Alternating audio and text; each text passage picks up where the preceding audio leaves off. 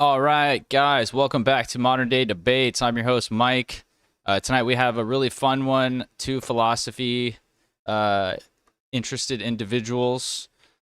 And obviously, you guys know Jay's really into it on a lot of different levels. And we're kind of doing a more religious oriented topic. It's going to get philosophical, it's going to get all sorts of interesting. I do want to remind everybody we will have Mr. Jay here at DebateCon, both for the pregame and I believe another debate or two after. So that should be fun. Get your tickets if you haven't yet. And if you'd like to debate live in Texas or Florida, you can join that IRL group, or you could even, right here, you could even debate Jay himself on July 27th. So reach out to us, email us, and we'll see if you're a good fit.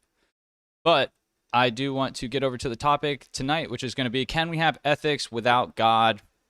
I believe this is going to be the same format as usual, 5-10 minute opening, 60-minute open dialogues, and then we're going to do some 5-minute closings. So if you go a minute or two over that, that's fine. Then we'll get into the audience's favorite part, which is the Q&A. So that's going to be all super chats, guys. You know it's going to be popping, very fun. Get your questions in. I'll start the timer here for whoever is opening. I believe is with this statement. I guess Jack, would you have an affirmative on this that you can have ethics? Yes. Okay. So yeah, then, my claim is going to be that we can have objective ethics without God. cool. We'll let you go first. Then I'll start a 10-minute timer the moment you start talking, and All right. Whenever you're ready. All right. Hello. Today I'll be arguing for and attempting to defend the notion that we can have normative ethics without God or gods. I believe that if there is no objective morality, then life has ultimately no meaning. Firstly, I would like to admit that this is my first debate ever, and although I'm a little bit nervous, I will not allow this to serve as an excuse for any mistakes or shortcomings I might display tonight. A brief little story. I converted to Christianity when I was 18 years old. Although many things drew me to faith, one thing in particular was very enamoring: the idea of there being an objective right and wrong. I felt morally impoverished at the time and was greatly disturbed by notions of relativism. Christianity and its ethics provided an antidote. The standard Protestant Baptist Christianity that I was introduced to prided me on the sense that ethics cannot, under any circumstances, exist without God. I'm embarrassed to say I was a huge fan of the apologetic Frank Turek. I memorized common apologetic talking points such as a moral law implies a moral lawgiver, moral epistemology is not the same as moral ontology. An example of that might be someone saying, we might all agree that being raped in the face is bad, but why is it bad? And of course, the other slogan that atheism or agnosticism is inherently relativistic. I believe this might be Jay's position tonight. Of course, if the position is that God gave us rationality, and that's where objective morality is, my argument stands because I can just Occam's razor away the God and argue that as long as we have rationality, regardless of where it came from, we still have objective morality. After getting my undergrad in Christian studies and getting my master's in biblical and theological studies, I began to realize that God was not providing the adequate answers or the adequate moral answers to humanity's most pressing issues. Of course, those who claim to know God's objective moral code can often be quite morally repugnant. Christian MAGA is a good example of this. Naturally, I can separate modern American Christianity from the claims made in the Bible. Doug Wilson defending slavery does not mean that Jesus did not rise from the dead. But I'm not here to argue over God's existence. In fact, the thumbnail for this debate might be a bit misleading. I have not labeled myself an agnostic nor an atheist. I am happy to answer any questions about religion, but the debate over morality is my primary concern. I'm hoping to display that normative ethics can exist prior to or without God. Many times when this debate is held, it happens to be that the secularist always defends himself from a seeming lack of moral ontology. The common harm-based morality, for example, that by Walter Armstrong or Sam Harris, relies on moral epistemology and takes it for granted that harm is assumed to be wrong. To summarize, saying, but rape hurts and we don't like being hurt, will probably not satisfy Jay in this debate. Despite me believing that, as Derek Parfit did, that objective morality exists in a non-ontological sense or immaterial sense, its demands are still very much real on us. I hope to do something a little different tonight, though not wholly original. I'll be attempting to defend a normative account of ethics that does not presuppose or require a moral lawgiver. The last page of Derek Parfit's Reasons and Persons says this: there could clearly be higher achievements in the struggle for a wholly just worldwide community, and there could be higher achievements in all the arts and sciences, but the progress could be the greatest in what is now the least advanced of these arts and sciences. This I've claimed is non-religious ethics. Belief in God or in many gods prevented the free development of moral reasoning. Disbelief in God, openly admitted by a majority, is a very recent event, not yet completed. Because this event is so recent, non-religious ethics is at a very early stage. We cannot yet predict whether, as in mathematics, we will all reach agreement. Since we cannot know how ethics will develop, it is not irrational to have high hopes. Derek Parfit is the greatest philosopher to ever live, and he is the lodestar of all my philosophical endeavors. Of course, I have criticisms for him, but these are all dwarfed by my gratefulness for him. I have read cover to cover all of his writings and all the writings about him with the exception of one. Of course, as Kant notes in the beginning of the Critique of Pure Reason, we should not measure books by their length, but rather their difficulty to comprehend. In that sense, I barely scratched the surface of Parfit's moral model. I will argue that contractualism, Kantian deontology, and consequentialism or utilitarianism all converge at the same point. This is roughly Parfit's argument, but he died before engaging in the debate on religious grounds. I am also a reasons fundamentalist, or a member of the relatively new philosophy known as reasons primitivism. Contractualism is the idea that all rational agents will agree on the same laws if they all knew the relevant moral facts. Kantian deontology is summarized in Kant's categorical imperative, act only according to the maxim whereby you can at the same time will that it should be a universal law. And consequentialism, often lumped in with utilitarianism, aims for the most optimistic consequences or the consequences where things go best. I'll be quick here. My offensive take on religious-based ethics that is not concerned with targeting the issues of fundamental ontology is that religion has had a monopoly on objective ethics for far too long. Not only is this monopoly based on false assumptions, religious-based morality has forfeited its right to the monopoly by repeatedly demonstrating its inadequacy and sheer incompetence at getting what is most optimistic for people. On my account, an action is wrong when it is disallowed by optimistic principles that are uniquely universally willable and not reasonably rejectable. You got 5 minutes left. Cool. Karl Popper's The Open Society and Its Enemies argues that all non-empirical arguments bottom out in a contradiction or circularity. He is not wrong. This is why we have a normative moral reason to be rational, because being self-critically rational is more effective at discovering truths than religious dogma and or presuppositionalism. Without reason, the only avenues to settle disputes is violence and force. Observing religious people today makes me also think that they might silo themselves off and refuse to engage, though this isn't the case with Jay and many other good faith debaters. Thus, dogma is also a method at settling disputes. I had some anxieties on how this debate might go. I believe a debate that is fighting over who can have the most prior fact to ground morality will be quite unsatisfying. Jay and I will both agree that the position harm is bad because it does not feel good and not feeling good is a bad argument. The religious ethicist loves to push back on these positions, rightfully so, by asking, why is not feeling good bad? The religious ethicist does not get off the hook so quick here, though. Arguing with a religious person literally last week, I'm speaking about you, Drew Mills, he literally asked me, why is being raped in the face bad? Something tells me that when ethics-based debates get to this point, something fundamental has been lost. All positions in metaethics, metaphysics, and reason itself eventually bottom out in a circular axiom. Presuppositionalists, if Jay happens to be one, do not escape this fact either. If the debate is destined to be trench warfare for the most prior fact, despite me believing that the moral law is inherently a priori, we will all be dissatisfied. However, I am equipped for that debate if push comes to shove, and I can speedrun it if we want. I'll skip over that speedrun, honestly, for the sake of time. Anyways, though I am not willing to grant God's existence to Jay for the entire debate, I am willing to grant it at points to demonstrate that despite God's existence, the existence of rational animals, us, with access to reason, is sufficient for normative ethics. Euthyphro, Kant, and only a million other philosophers have pointed out that to call God good is to presuppose a moral standard to evaluate God. One might argue that God provides that standard. Well then, congrats. You use God's standard to critique God.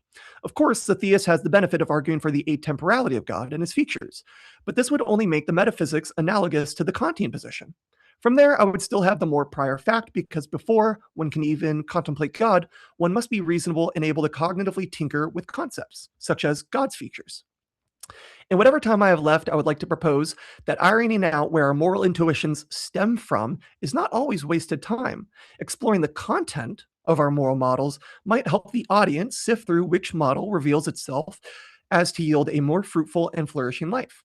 Lastly, I did not memorize fallacy terms for this debate. I hope that it will be conducted in good faith, and where I commit myself to a fallacy or something illogical, Jay can point it out, explain what the fallacy is, and see if I can do some repairs on the logic. Likewise, I will do the same for him. And that is my opening statement.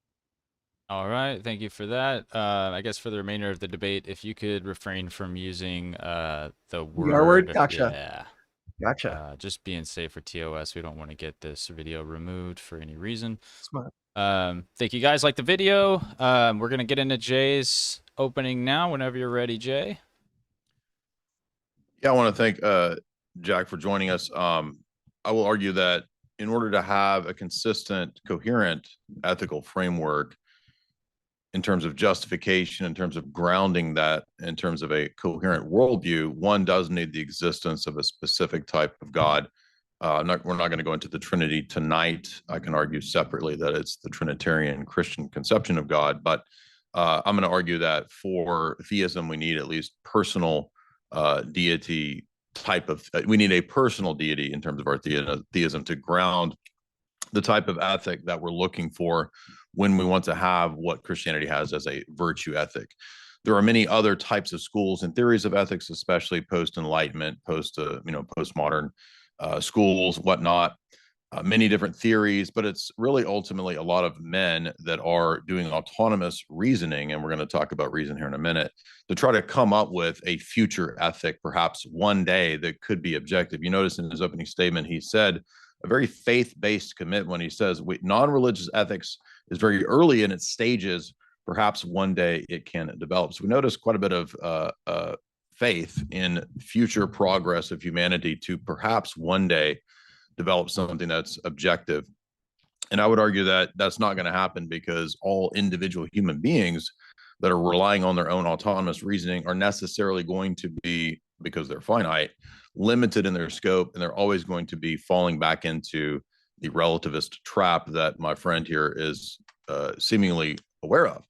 So I applaud him for wanting to avoid relativism, but I don't think that he's going to be able to escape that, given the fact that, as he argues from post-Kantian and then into utilitarian schools of ethics, that these are all really anti-metaphysical. And when you cancel out metaphysics, even though that's not our topic tonight, you cancel out a key concept in the history of philosophy that relates to both to metaphysics and to ethics, and that's the concept of the good.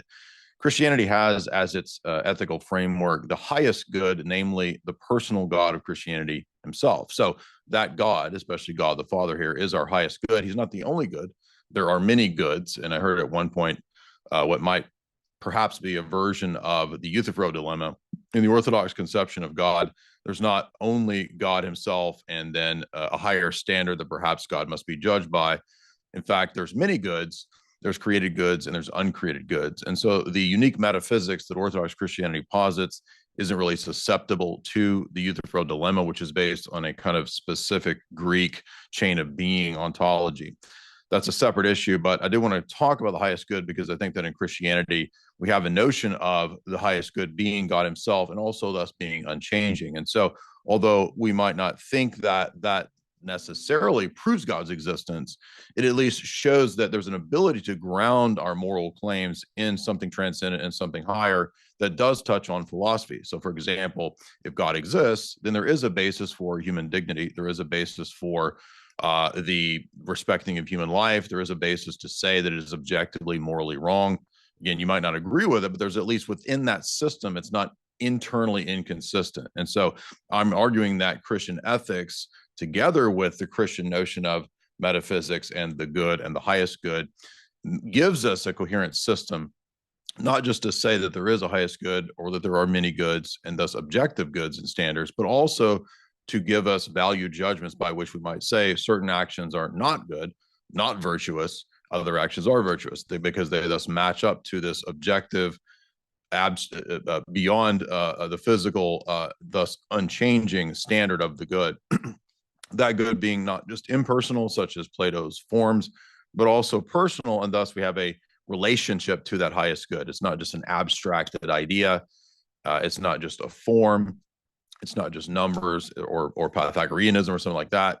It's actually a personal deity who also gives us intentionality and gives teleology to the universe. Now, I'm not saying the teleological argument. I don't think that's a very good argument. I'm just saying that within the Christian framework, within the Christian ethic and metaphysic, you have a basis not just for meaning, objective morals and ethics in the here and the now, you also have a basis for the idea that there is purpose and intentionality in our actions. And so we might think of the way that human beings throughout history have made sense of their world. They tell stories. Stories have beginning, middle, and end structure to them almost universally for the most part. And so Christianity, having that religious story narrative aspect to it, is thus much more approachable, and it's much more able to be understood by the masses, collectively speaking. And thus it's a greater good, not just for the individual in terms of finding a highest good. It's also thus collectively good for society as a whole. We can see a lot of effects that Christianity has had on the history of Western civilization, whether it's Roman Christian society or Byzantine society, etc. There have been many advances, many positive aspects that help to put an end to certain aspects of abuse that occurred in the Roman Empire, certain things like human chattel slavery, et cetera. All of these things were in part aided by the prevalence of Christianity and Christian ethics. Those are just some examples historically that the masses related to, because they could see in this story a narrative that they could unite themselves to with the person of Christ and his ethics and his message. This also relates to the state, though, because this is not a religion that only speaks to the private individual, but again, also duties that the state has, thus that the state cannot claim itself to be God or to override God. And so, for example, when Christianity permeates the Roman Empire, it begins to change the attitude that the average people have towards the Roman emperor. He can no longer be called a god or a savior. So these are some historical examples of how Christianity changed, for example, the Roman Empire, and brought a new way of understanding, a new way of even doing commerce, the idea that you need to be honest in your economic dealings. A lot of the ethics that we get, for example, out of Proverbs, out of the church fathers, out of Christ's Beatitudes, et cetera, those began to permeate society. And thus we see that with Enlightenment ethics, although it might sound very highfalutin and philosophical, and I studied a lot of this when I was in college and grad school, Enlightenment ethics are almost always kind of geared towards something like moral calculus with utilitarians, this idea that we could come together and through mathematics create pleasure points, and that if we can figure out the best way to have the highest number of pleasure points amongst the broadest number of people in society, well, that would constitute the good. But again, it's only a sort of a material-based desire level of what the good is. And so there's no higher values to shoot for. So Christianity gives us a coherent worldview, not just with ethics, but also the connecting point of the good being both ethical and metaphysical. And once you deny metaphysics, as Enlightenment philosophy did, and as my friend here represents, you're then stuck in a box of not being able really to talk about the good, or you might say that there is some good, but it's only the individual sort of relativistic, subjectivist, or perhaps society created social construct kind of ethic. So in other words, we're going to need for the normativity claims that he gave earlier, and for the claims he made multiple times in his opening statement, claims about the universality. This is a universalizing principle. We can universalize this. Well, Enlightenment philosophy pretty much puts an end, I would argue, to the possibility of universal claims at all, because there really aren't any more universals.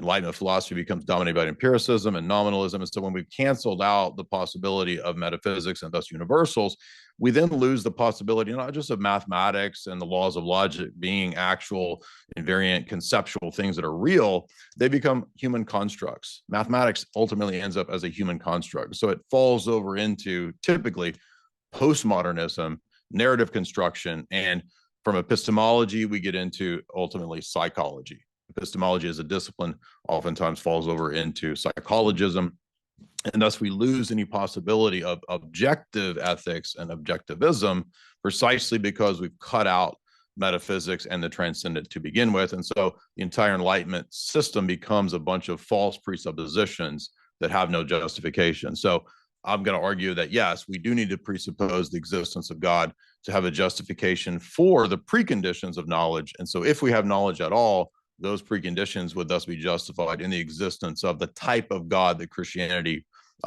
prefers, that could then ground the preconditions of knowledge or ethics whatsoever. So yes, we do have normative ethics, and Christianity as a system makes perfect sense of those, because it is a coherent worldview. And thus it does have the ability to ground our ethical claims and beliefs, whereas atheistic materialism, although it might believe it has ethics, 30 seconds. won't have a way to ground it. What'd you say? 30 seconds left. Okay.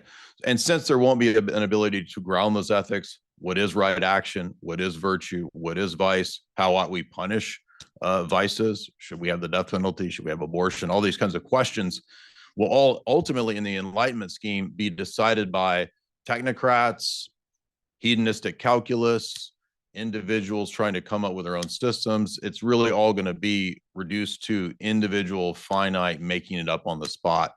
I'm not saying it's true because we have a tradition, but I'm saying that tradition, story, narrative, these all points us to the highest good beyond just the self. All right. Thank you. That's right on time, basically. Okay, so we're going to get into the open dialogue now, guys. I appreciate both of you giving those intro statements, and just want to remind the audience, there's a bunch of you in the chat. If you like the video, that helps us out a lot. We do have DebateCon 8 coming up. Jay will be there. Andrew Wilson will be there. We have a couple other big name debaters that are in the works, as well as some that you've already heard of that are on there. We got Destiny as well. This is going to be a 3-day event now. It was 2, so we'll have a pre-game debate with Jay, and then the next day are the main 2 days, and I believe Jay's going to be returning for those, kind of like a debating Jake. Yeah, for the second main event. Yeah. So yeah, this is the WWE of debates, guys. You're going to want to be there if you haven't got a ticket. I highly recommend it. If you have the top tier VIP pass, you get automatically to come to the pregame event. So just keep that in mind. And then if you can't make it, become a member on the channel. You'll be able to stream all the live streams that we do that day. That'll help you out a lot if you just can't travel and you still want to watch them. So without further ado, we're going to start the hour timer, and you guys will be able to go back and forth here. All I ask is that you be respectful. Try not to talk over each other too much, or the audience can't hear you. And then, yeah, we'll see how deep we can get, and then we'll go into closing statements when that hour is up. So at any time, you can appeal to me if you feel like something's not being fair, and I'll try to sort it out, keep you guys back on topic. But I think you guys can do this. So here we go. Yeah, Jack, you can go first if you want to ask questions, and then I'll ask. Yeah, I guess first I would just want us to clarify some terms. So I want to start off by saying I agree with you. Materialism and radical empiricism bottom out in relativism. I agree with that. I'm not a materialist. I'm a non-naturalist cognitivist, and by that I just mean that there are irreducibly normative truths. These truths can be known, and basically I take the position that a lot of other philosophers have been taking as of recently, which is we don't need materialism to explain our morality. Just like 2 + 2, just like numbers are not natural phenomenon. I can't point to them in the world, yet 2 + 2 will always be 4. I believe normative ethical truths are just the same. I want to clarify, I guess. I just want to make sure our terms are accurate. What do you mean when you say you're a presuppositionalist? So are you saying that we have to posit God, even though it's okay that that's a circular position, to then be able to access the knowledge of ethics? No, I don't think that a person has to know the transcendental argument or presuppositional lines of thinking to access divine revelation or ethics. In the Christian framework, all human beings kind of have some degree of ethical norms written on their heart because we're made in the image of God. So we have a basic conscience idea that it doesn't, you can not know about the transcendental argument and still have a basic idea of right and wrong from your conscience. Okay. Some of your points in your opening statement, I wrote down all the things I kind of want to address, but I'm not going to work top down. I'll kind of work from what bothered me the most. When you talked about Enlightenment ethics being sort of inherently relativistic, I think you are getting that wrong, because reason is a universal phenomenon, and the rules of reason that apply to one individual will be consistent when they apply to another individual. So reason is sort of separate from the physical human. It's something that once a person becomes rational, they gain access to this realm. And then I don't like calling it a realm because it makes it sound more spooky than it is. But the concepts of reason, the pure concepts of reason, are going to be universally applicable. So I think you said literally autonomous reasoning. I guess you could call it autonomous reasoning, but it's reasoning through a universal medium. And so if one person's moral beliefs conflict with another person's moral beliefs, one of those people is wrong, or they're both wrong, but one of them is wrong. There will be no such thing as true conflicting moral beliefs or moral truths for that matter. And so I guess that's my first point of attack, is that you think autonomous reasoning is sort of relative, but I would argue that where they're pulling from is a universal pull, and that having reason is going to give universal concepts. Yeah, I think to be clear, I mean, if you wanted to start Enlightenment reasoning with Descartes, you could say, okay, Descartes definitely not a rational, or excuse me, not a relativist in the way that he thinks of, doing philosophy or doing epistemology. But I'm more so speaking of, like, when we get to the empiricist turn, when we get to Kant, when we get to Hume, when we get to Berkeley, I'm arguing that those guys, although they might think of the possibility of universalizing your ethic, particularly Kant, I think that ultimately he doesn't achieve that actual status. I think he would like that to be the case because he's trying to solve this problem with universalizing his ethical scheme. But I don't think it actually works, mainly because there's some very serious problems within Kantianism, such as the idea that other minds work the way Kant thinks his own mind works. So Kant could do this internal kind of structuring and think that that's probably how, the categories work. But on his own system, everyone else's minds would also be part of the noumenal realm that he also says he has no access to. But, so with David Hume, I would say his position ends in skepticism. And so although he might think that there are universalized principles, he would admit that you can't justify that universality. So my critique is really that if you say reason is a universal phenomena, I don't think you could justify that claim on Kantian or Humean grounds. That's why I meant Enlightenment philosophy is relativistic. But wouldn't minds have to work the same and be universalizable under your model as well? Because if you're going to say that you have a transcendental access to God and God's knowledge, wouldn't everyone else also need to have access to that? And then yeah, but therefore that's their minds within would have my to work system. That's not an internal problem in my system because God made us in his image. So yeah, I think that the human mind is universalizable. Yeah. But if you're able to just drop that in on your model, why would saying that rationality or reason for that matter is not also just available as a universalizable thing? And then also, well, like, because in my system there are universals, because God is a universal mind, and if we're made in his image, then I don't have an immediate metaphysical problem of how there could be universalized statements or universal claims. But if you begin with the human mind, and this is kind of what Kant noticed in Hume, there's a problem of universalizing.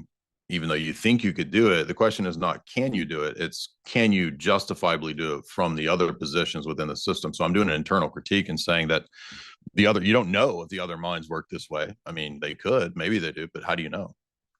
well, do you think there's a mind where math does not work the same for us, that someone comes to the same or comes to different mathematical conclusions? Do I think that Do you people think for could someone out come there to that like different 2 plus 3 equals I agree 3? with what you said earlier, that if you want to apply that argument that you made about ethics, that somebody is either wrong or right in that equation. That's what you're arguing. Yeah, but if someone's right or wrong, that means that there is a code outside of what people are coming to by themselves. Yeah, absolutely. I believe that. Yeah, so but this is my position. People can be wrong about their moral conclusions. In fact, I would say I don't think there's a single human out here that has the right, moral, a complete moral framework. But we're getting closer, and then people are more right than others. But then to say that anyone is to put right or wrong, or being closer to right or wrong, putting that on a spectrum is basically positing that there is a standard to judge it by. And so if there is that standard, um, that standard exists under my model as well.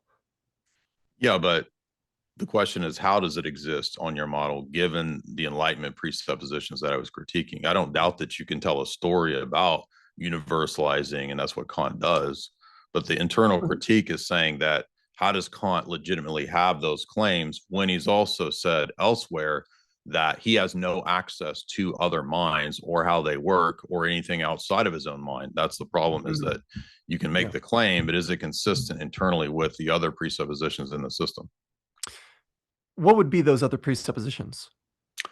Again, so Kant has no access. You have no access to other people's minds. And Mhm. so there's not actually a universal at all in that system. It sounds good to make the system work. But the question is, it's an illegitimate move to say that I don't have access to anything in the noumenal realm, and that would be other people's minds. So I don't actually know if anybody else's minds actually work this way. Yeah. So it's a violation at a presuppositional level of what Kant wants to do. I'm not a strict Kantian. I'm not saying that there's some noumenal realm. I would say I am a realist, but I'm not saying there's a noumenal realm, and I'm not even saying that ethics would be in something like a noumenal realm. Well, you did mention a reason realm, or you said you didn't want to use the term realm. I forget what you said. You said yeah, and then I think I immediately said I don't like using that word because okay. Well, so makes it whether you want to use sound more spooky realm than it is. or conceptual reality, I mean, do you think that that has an ontological status? No, I believe it exists in some non-ontological sense. Okay, what is something that exists in a non-ontological sense? Because existence posits already a status of ontology. Yeah, so this word, I guess ontology would be helpful to clear up. So I believe they exist, just not in a natural sense. But like, I think when a lot of people talk about ontology, non-existing? What is a non-actual existing thing? Numbers, feelings. Well, no, I know you. That's you're listing those things. I'm saying, what is that? Not not what's in that set, but what is that? What type of a thing? Something you can't point to empirically, something that exists outside of empirical experiences or something subjective experience. like God.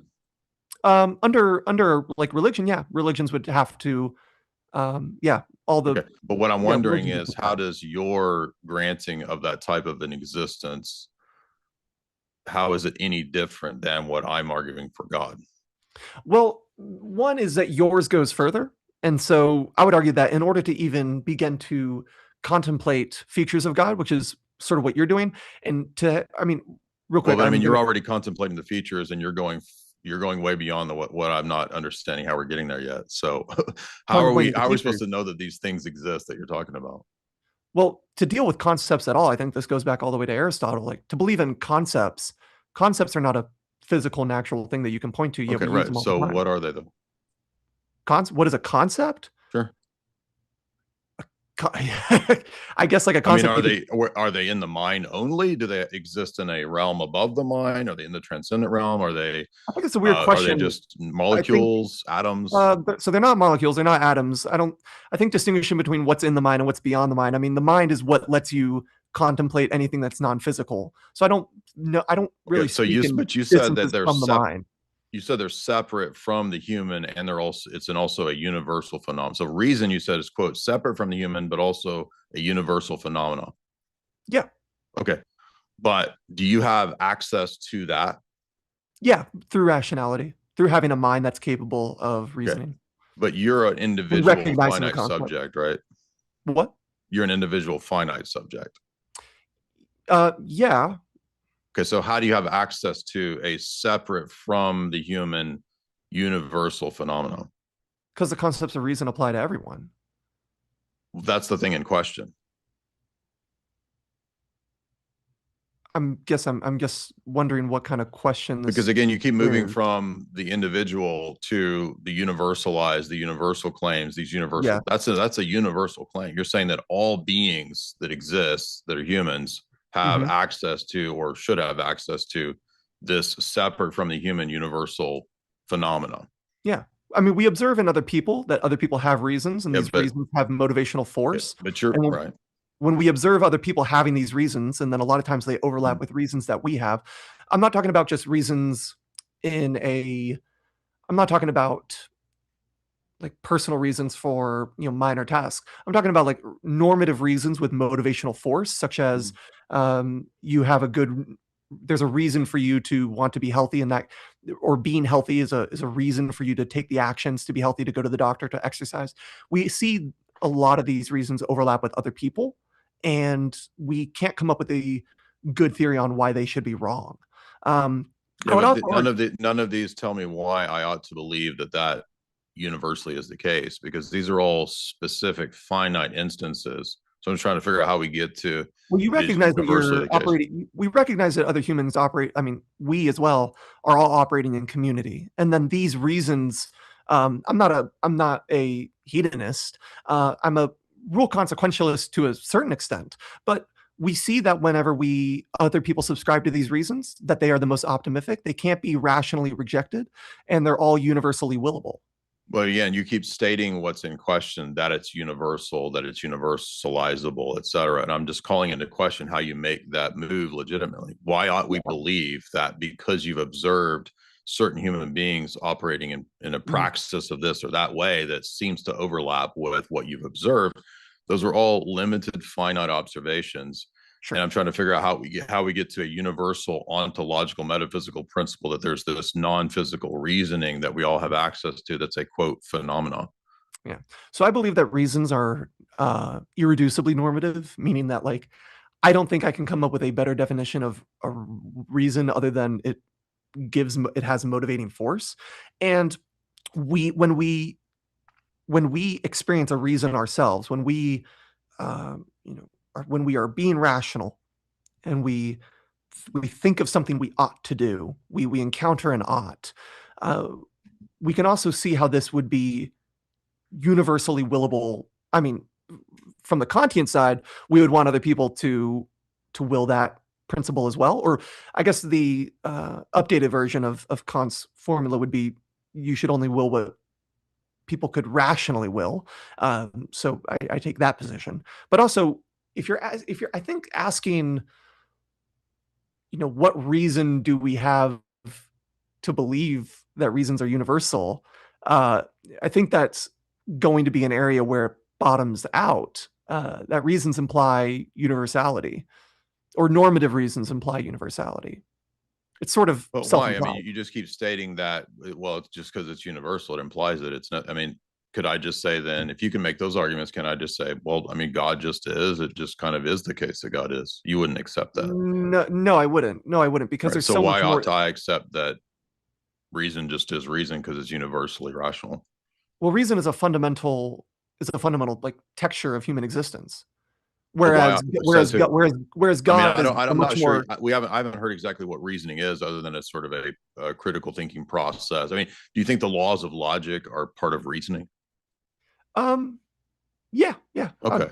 Sign up to So that, are those like A is A, I love identity, or something like that? Do you think is that part of this universal rational phenomena that we have access to? And you said when I have a reason, so there's like particulars, and then there's a universal reason. There's a one in many relationship.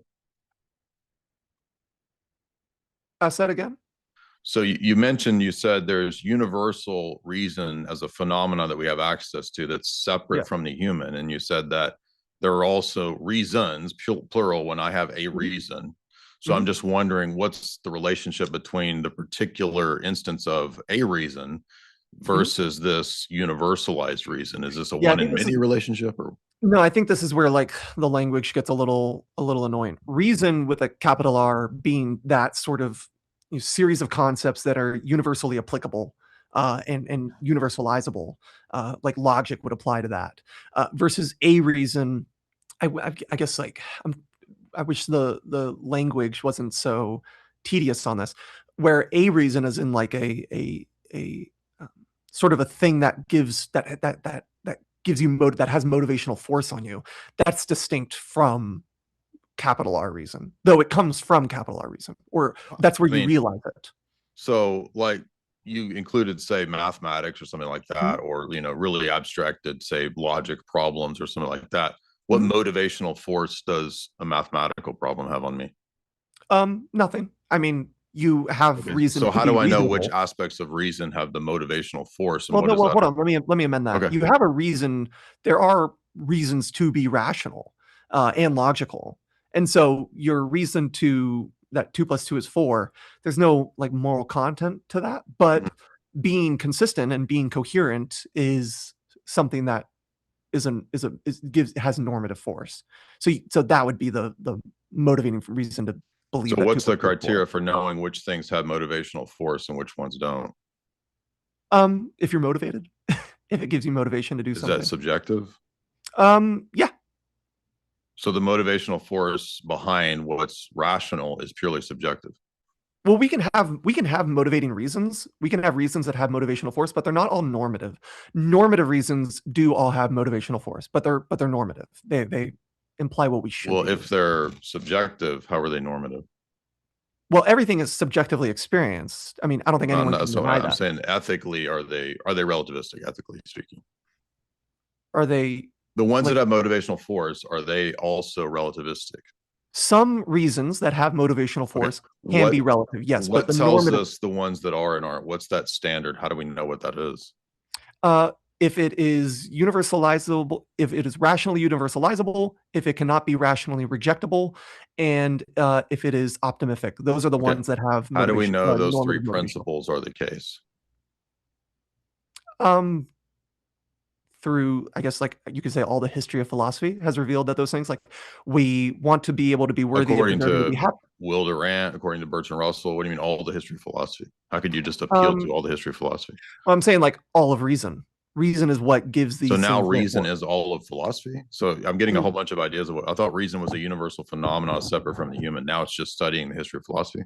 I mean, all the history of philosophy is tapping into reason, right? Well, all legitimate philosophy is. How do you know that? That's just a wild sort of claim. How how is that a wild claim? How could you be doing any How is thinking or all the history making of any philosophy tapping into reasoning? These are just grandiose assertions that I'm just like, how do we know that this is just a giant leap? what Says who? How do we know?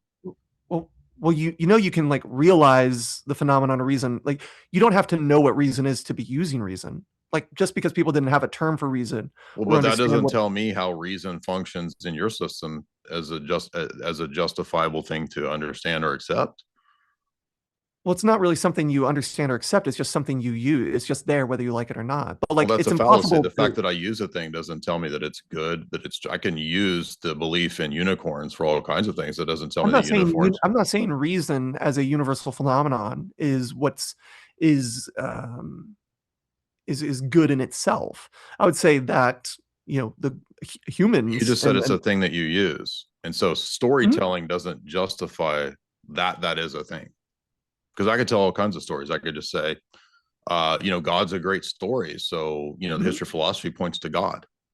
You wouldn't Um, accept that. Basically, all I'm saying is that any argument that you would level against the existence of God justify, I mean, it's fine to argue that way. I'm just arguing the exact same type of argument against all of the metaphysical claims that you're making about what reason is. yeah, I guess what I'm trying to argue though is that you are going much further than me, and in order to get How? to But any I don't think so.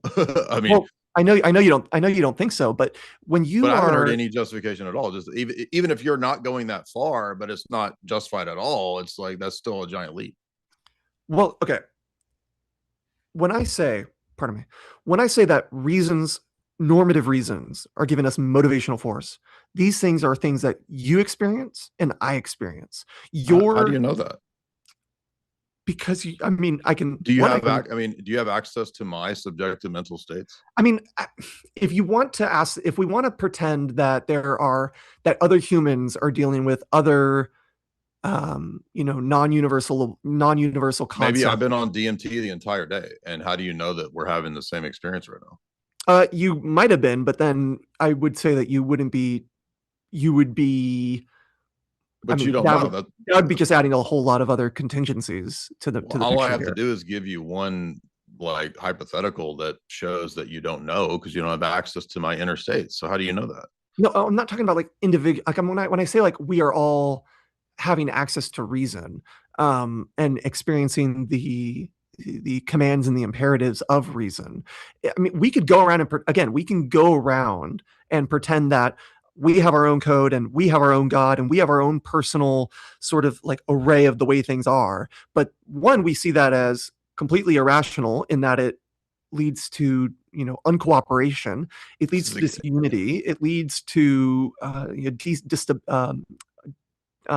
yeah, it but the fact that it destabilizes leads to order. bad things doesn't tell me that it's the case. So none of these things are actually arguments as to why I ought to accept your account of what reason is. And again, you don't have access to my inner state or anybody else's mental states, which is what Kant's system needs. If you don't have access to that, how do you keep making justifiably these claims of universality that everybody's mind works this way and we have access to reasoning?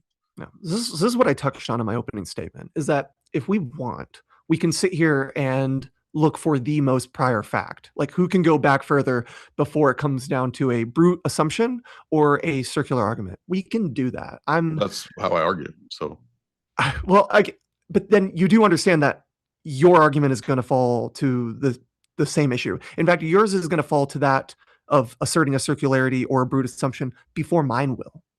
well, I agree that all worldviews are at base circular. That's why I argue for the transcendental argument in presuppositionalism, because it's an argument about incoherence in terms of the internal critique of the system. Yeah. So this is what I pointed out with like Karl Popper, and why he pointed out to using reason as a ground for like using critical rationalism as a justification for reasonable morality. The reason I pointed that out was because he realized, well, I'm not going to say he realized, probably someone did a lot before him, but I think this goes back to the ancients. It's like, yeah, there's not a single sober philosophical system that doesn't bottom out in circularity or brute assumption or something like that. Like that's, I mean, I think even Aristotle pointed out that the law of non-contradiction, is going to fall victim to circularity if you want to assert it. But there's no way to disprove the law of non-contradiction either without contradicting yourself, right? So like we can. Yeah, that's a type of transcendental argument, right?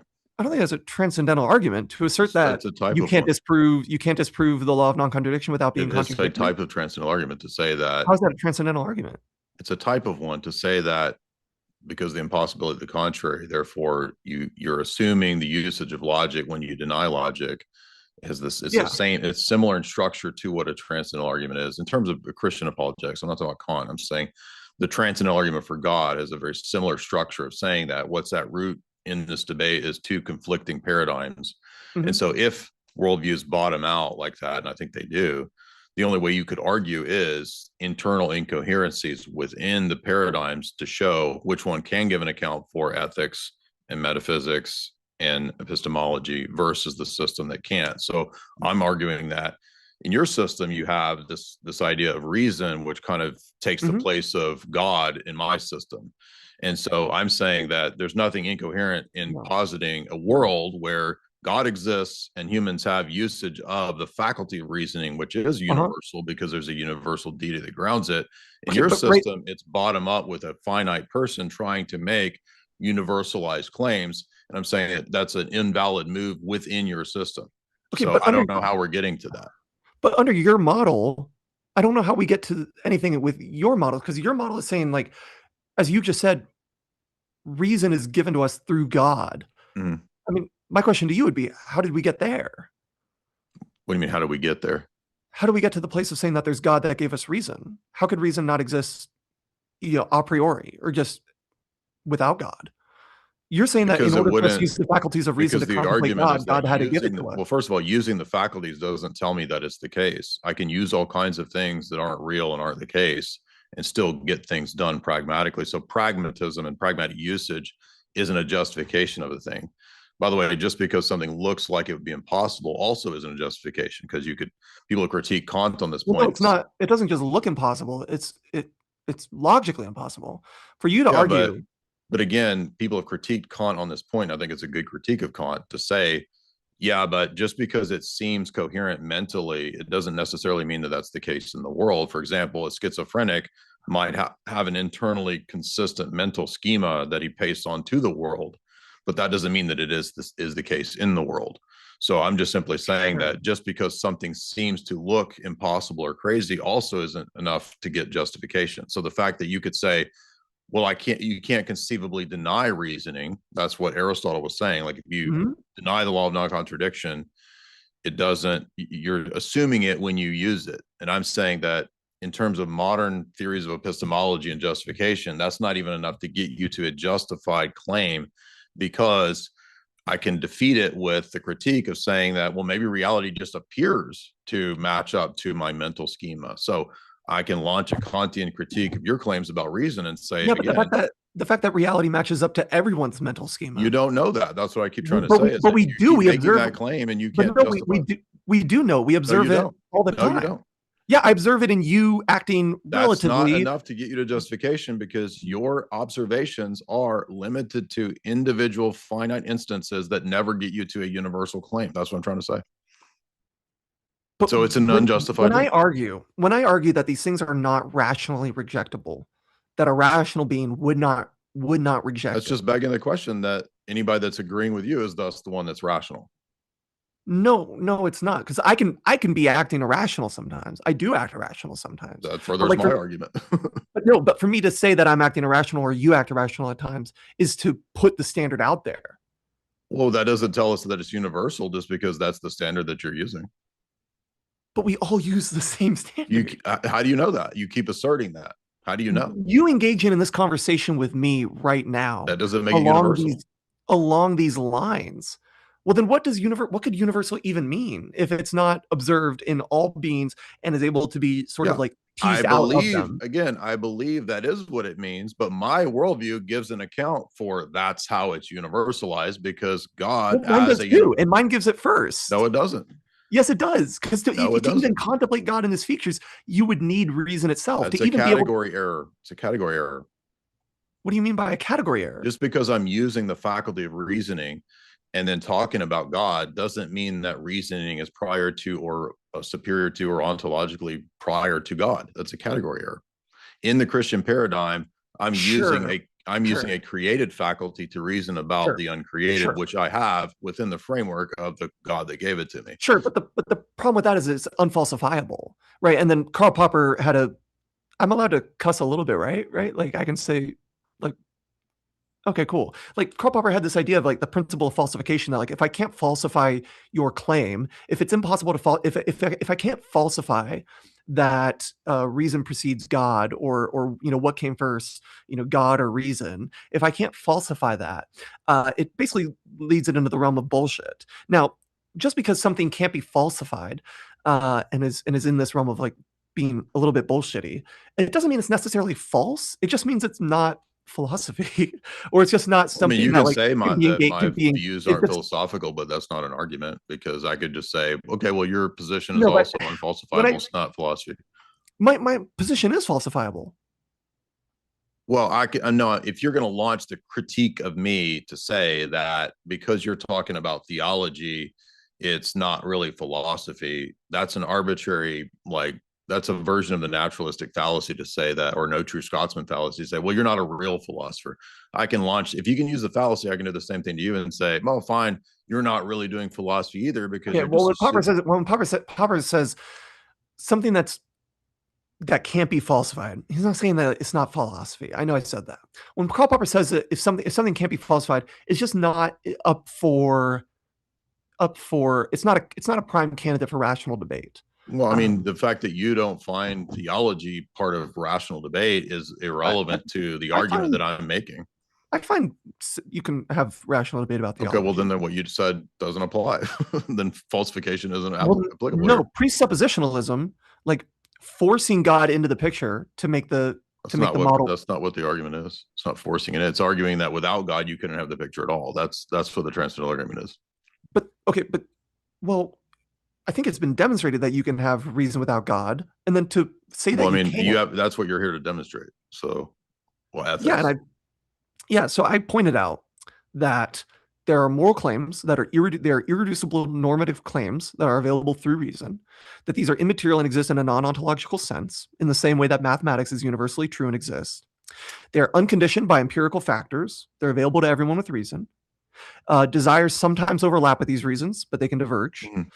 There is stuff that is reason. When I say that there's stuff that is reason, I'm saying like reason it's irreducibly normative, in that I can't define reason any more than using the word reason, saying like it's okay, stuff so reason that if you can do that force. in presenting your position, then the opponent in a debate can do the exact same thing and say, God exists, God just mine is more fundamental than yours, because even if you want to say that, what are you talking about? Even if you're going to say that God exists, God, so you understand, if that's your claim, I can just say God's more fundamental than you. I mean, that's why it doesn't work in a debate. It's not a good argument. Well, it's not. It's that if you wanted, even if you did posit God, you would still need reasons to obey God And we see this in the Greeks with Yeah, their but gods. that's They not an spend argument, day and because night disobeying their gods. within and the going Christian against their gods. paradigm, there are reasons to obey God. If I want to be blessed, if I want to enjoy his, communion, etc. Yeah, but why then do I you want obey those reasons? Why do you obey those? Why do you obey those? for all the reasons I'm listing. What do you mean? Yeah, so they have motivational force, Sure, and you have an aim that you want out of them. sure. Yeah, and this could exist outside of God. The question isn't, could you list these things without God? It's a question of whether it's justifiable to make those moves philosophically, to say that as a finite individual, I now have access to this vast metaphysical thing that also exists in the particular with reasons, that has motivational force at some times, but other times it doesn't.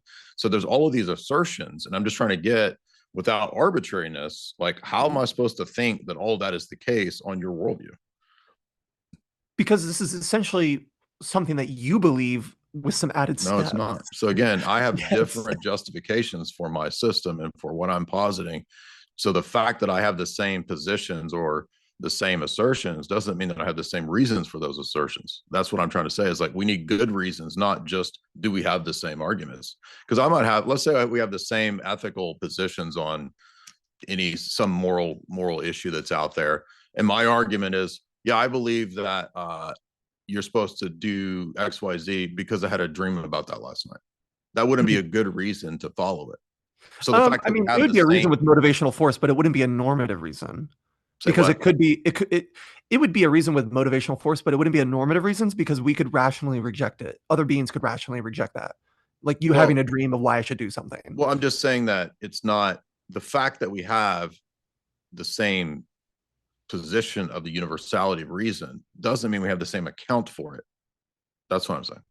Yes, but your account of it, one of the points of my argument is that your account of reason is sort of it, whether you think you are or not, it is sort of like shoving God into the picture. It's shoving God into the equation to make sense of that, but that's to make sense of a model you were already using. Again, that's a category error, that because I'm using it, that doesn't mean that I have the same account for what it is. My account for what reasoning is the Christian metaphysical paradigm by which I'm made in the image of God. I have a faculty that mirrors the reasoning that God has as a universal mind. I have a particular mind which can reason after God analogously about the world, function in the world. I have volition, I have responsibility, I have free will, etc. All of those beliefs, they make sense within the Christian paradigm with the Christian God existing. And my argument is that if I'm going to begin as an enlightenment individual and try to reason up from my finite experience, I'm just going to apply David Hume's skeptical critique and say that I can never get to any justified universal claim.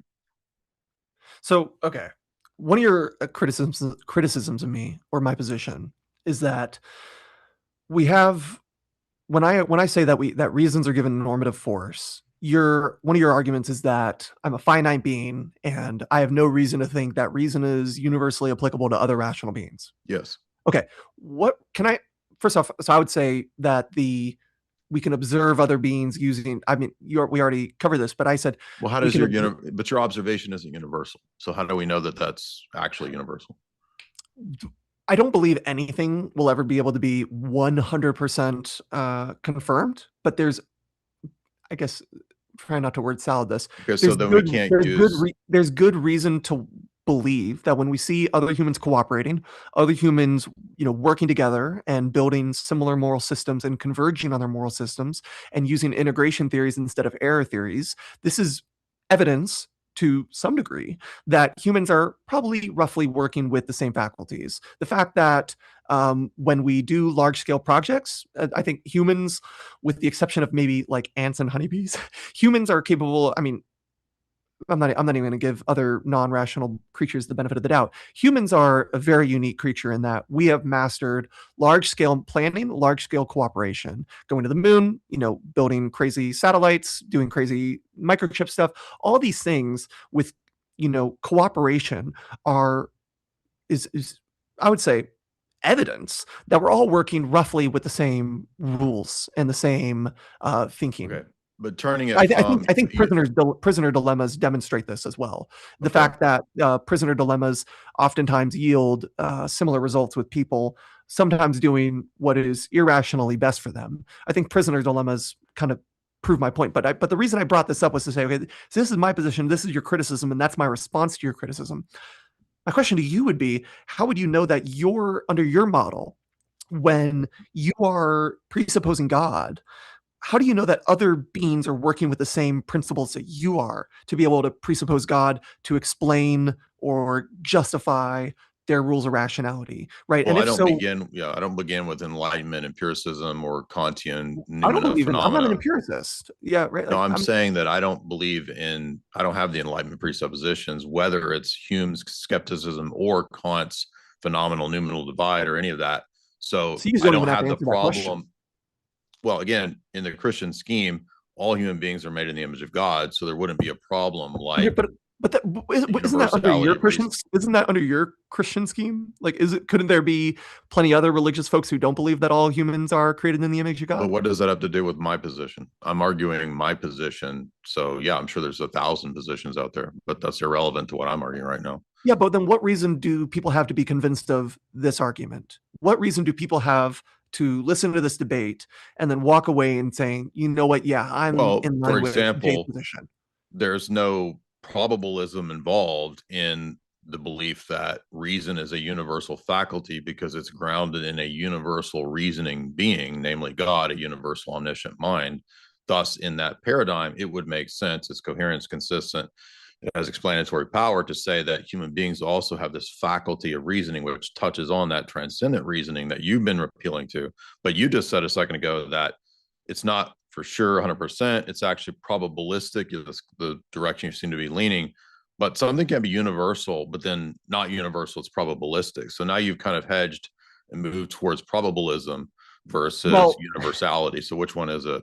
Well, I guess, I mean, I would argue, privately, I would argue, yes, these are all still universal. But I would just say that there could be because there could be a response. You could say, if I'm being good faith, you could say, hey, just because people are building satellites or microchips or their moral theories are all converging across societies, just because we can observe this, it could all still be luck. It could all still be chance. It could all still. So I'm kind of hedging. That's why I say. Probably, because there are responses to that would still make it non-universal. But I would say the reason we do see convergence on moral theories, we do see consistency in response to prisoner dilemmas, we do see the rules of logic when people are doing large-scale sorry to interrupt. construction. We got about 20 minutes left in the open dialogue, 19 and a half. Guys, like the video. I'm going to step back out now. Go ahead. Yeah. And okay, I'm fine with continuing to argue on moral ontology and then sort of the logic on this. I'm fine with continuing to do this. If you would also want to argue on the content of these religious models and how yours is more optimistic than mine, I'm interested in that debate as well. But I understood that the prompt you can ask is whatever questions you want. Yeah, go ahead. Okay, so what makes would you say that you are a divine command theorist? I think the Orthodox Christian scheme can implement various ideas of different schools of ethics. So we might have aspects to where we could understand a consequentialist element. There might be situations where we understand, limited standing commands during the Old Testament, certain positions that God commanded David to do this or that are not universal. So I think that there might be even other situationist schemes where we can have nuance. A lot of canon law deals with like specific instances that wouldn't be universal. So I think there's room for different modern schools of ethics having a place within Christian ethics.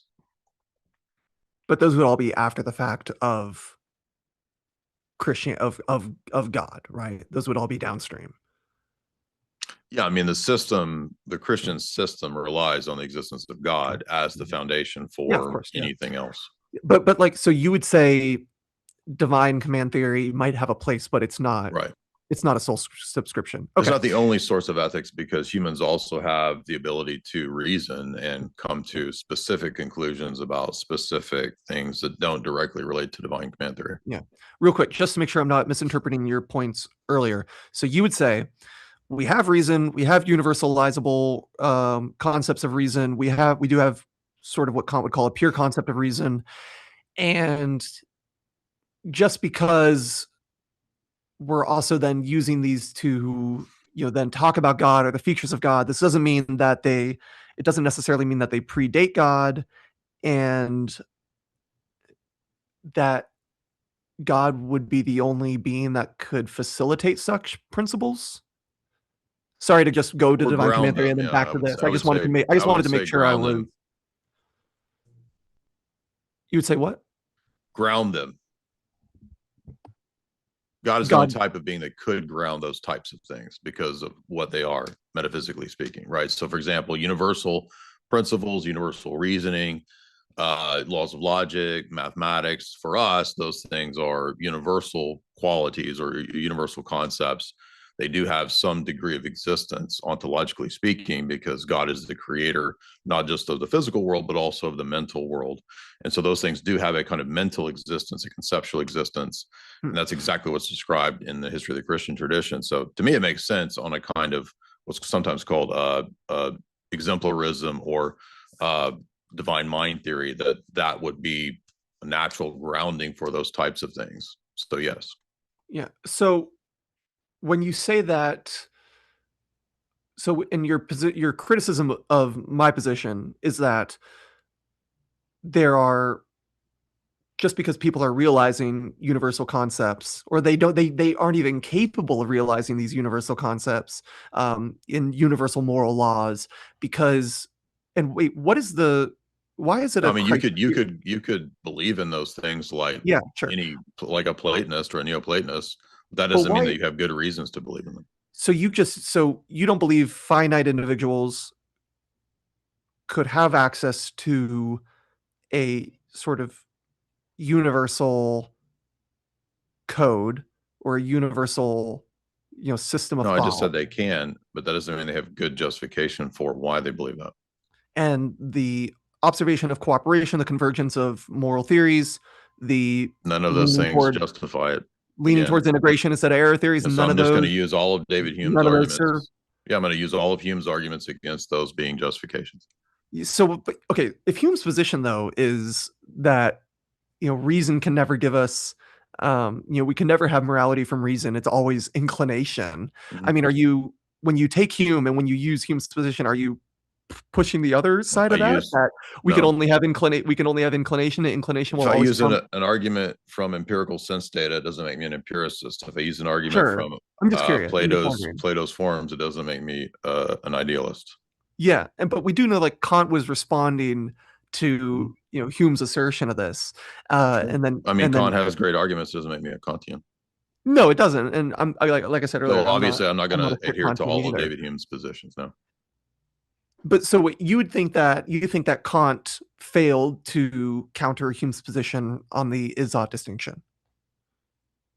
You think Kant failed on that project? I think Kant he moved in the right direction, but I don't think that ultimately his system works to justify why we ought to follow deontological ethics. No. Okay. I wanted to make some. So you Can I give you another example that illustrates this point, right? So Kant, for example, he critiques Descartes, and I think Kant has a phenomenal for granted. Yeah. Okay, so I think Kant has a phenomenal critique of Descartes' cogito. But that doesn't make me a Kantian, because I agree that I'm not saying that. No, I'm not, and I'm not saying you have to subscribe to Hume's position. I was just curious if you took the other side of Hume's argument, because no, of course not. No, okay, just curious. So I wanted to say that it might be true that we cannot get an ought from an is when everything just is. I would agree with that. However, I think we can get some clarification for what we mean by is. And I know it sounds like just philosophy slop, so I'll try not to do too much philosophy slop here. But I would argue that we can get an ought from an is, where within that is are rational animals who respond to normative reasons. There, if that is what is, then we can get an ought from that. Normative reasons that have sort of this non-ontological existence outside of empirical factors, you can get an ought from that is. But also, I want to say one more thing on that, is that if we cannot get an ought from an is, and all human contemplation of God and his ways, along with his moral commands, by the way, are done through the mind, which is facilitated by reason or by empirical experiences, then the religious person is in the same boat of not being able to get an ought from an is. Again, the basis for normativity and ethics in our system is going to be multifaceted in the sense that I have a duty and an obligation to God. There's also incentive as to why I would want to choose virtue versus vice because of temporal punishment, temporal consequences, eternal consequences that might occur. That just sounds like a harm-based morality. I'm just listing certain aspects that might overlap. That doesn't mean that's all that it is. I'm saying you could have an element of consequentialism within that. That doesn't make the ethic consequential. It's just because one of those incentives is that. What could be many incentives. What could be a religious ethic under your model that is not going to be grounded out in some harm-based reductionism of the ancient? Can I have an example of one of those? A moral position that wouldn't just be based on harm. Yeah, like I don't want to go to hell. Like, do you think that there could be a reason for you to do something? Let's say again, not all of our actions are motivated only by eternal consequences. I mean, but that's what I'm asking. That's what I'm asking. I'm asking, can you give me an example of an ethic that would exist under your model that wouldn't just bottom out in harm-based morality? Yeah, for example, one ethical issue that might be a problem, say, for utilitarianism would be something, or optimistic versions of ethics where you have to say something like, I must choose the action that always, for example, saves lives. Let's say I'm a doctor and I have to choose the action that always saves lives. Mm-hmm. Well, if I was very strict with that approach, I might be in a position where, well, can I ever take my wife on a vacation? Well, wait a minute. Now I'm in a qualm because if I take my wife on a vacation, I'm actually participating in the unaliving or the not saving of the lives of people that as a doctor. So I'm now in this quandary to where I should not take my wife on vacation because I'm not being optimistic. So it's just arbitrary, I think, when you want to say that I'm going to solve the problem with what's optimistic, because what's the standard by which we determine in those types of questions. And there's other problems that I could bring forth in terms of utilitarianism as well. But my point is that in a Christian ethic, that type of a question would not be purely based on harm, on a harm basis. I would have a duty not just to be optimistic with lives, but also with my wife. Yeah, but you deciding to take your wife on vacation and having that not be an immoral act. I mean, this just goes back to Sidgwick and the duality of practical reason, where he says, sometimes the impartial motivating reason, if you were an impartial moral agent, would be to stay back and do your surgery. The sort of the self-interest side of that, which being self-interest theory might be self-defeating, but it's not. Acting out of self-interest is not immoral. But then you also have you want to take your wife on vacation. Sidgwick argues that sometimes these can come into conflict, but you're not immoral for. I mean, this is the paradox of the duality of practical reason. But that being settled is actually a product of Enlightenment values, of you being able to take a non-impartial decision to go and take your wife on a vacation. But my question was, but that's not even who says it's settled? I mean, you're asserting a lot of things, but how is that settled? What do you mean? Well, it's settled that we understand that a world where everyone had to always act at their most impartial would lead us to a society that is very unoptimistic, and it might be self-defeating to always act from. Well, that's the point, though, standards. Is that sometimes these systems are ad hoc and they're not actually telling us what the actual root principle is, even though they're searching for universalized principles. The question is, can you actually do that without Christian theism? I'm saying that you can't consistently do it. I'm not saying that you could never come up with a position of right or wrong. And Christian theism accounts for the fact that Plato or Aristotle, even though they were pagans, they got a lot of things right. But the question is not, can you get some things right, or can you come up with ethical right and wrong? It's a question of, and my argument is, can you justify why we ought to do that and why that's universal? No, but my question going back was, can you give me an example of an ethical of a motivating reason or of an action that does not bottom out in a harm-based reduction on your model? Well, again, not every action in my ethic is purely related to the eternal. There's also the many goods in the created realm. And so, for example, here's an example. Those would all just be natural reasons that anyone can realize. Well, you just asked me for something that wasn't only motivated by harm. And so how about this? I could choose a life where I choose to be a monk and be a monastic, or I can choose a life where I choose to be married. In the Orthodox conception, they're both goods. And you can do certain things with one over the other, but neither of those is necessarily harm-based. Yeah. Your reasons to do one or the other might bottom out in something harm-based. You might find a reason to do one that. Well, they might, but they might not.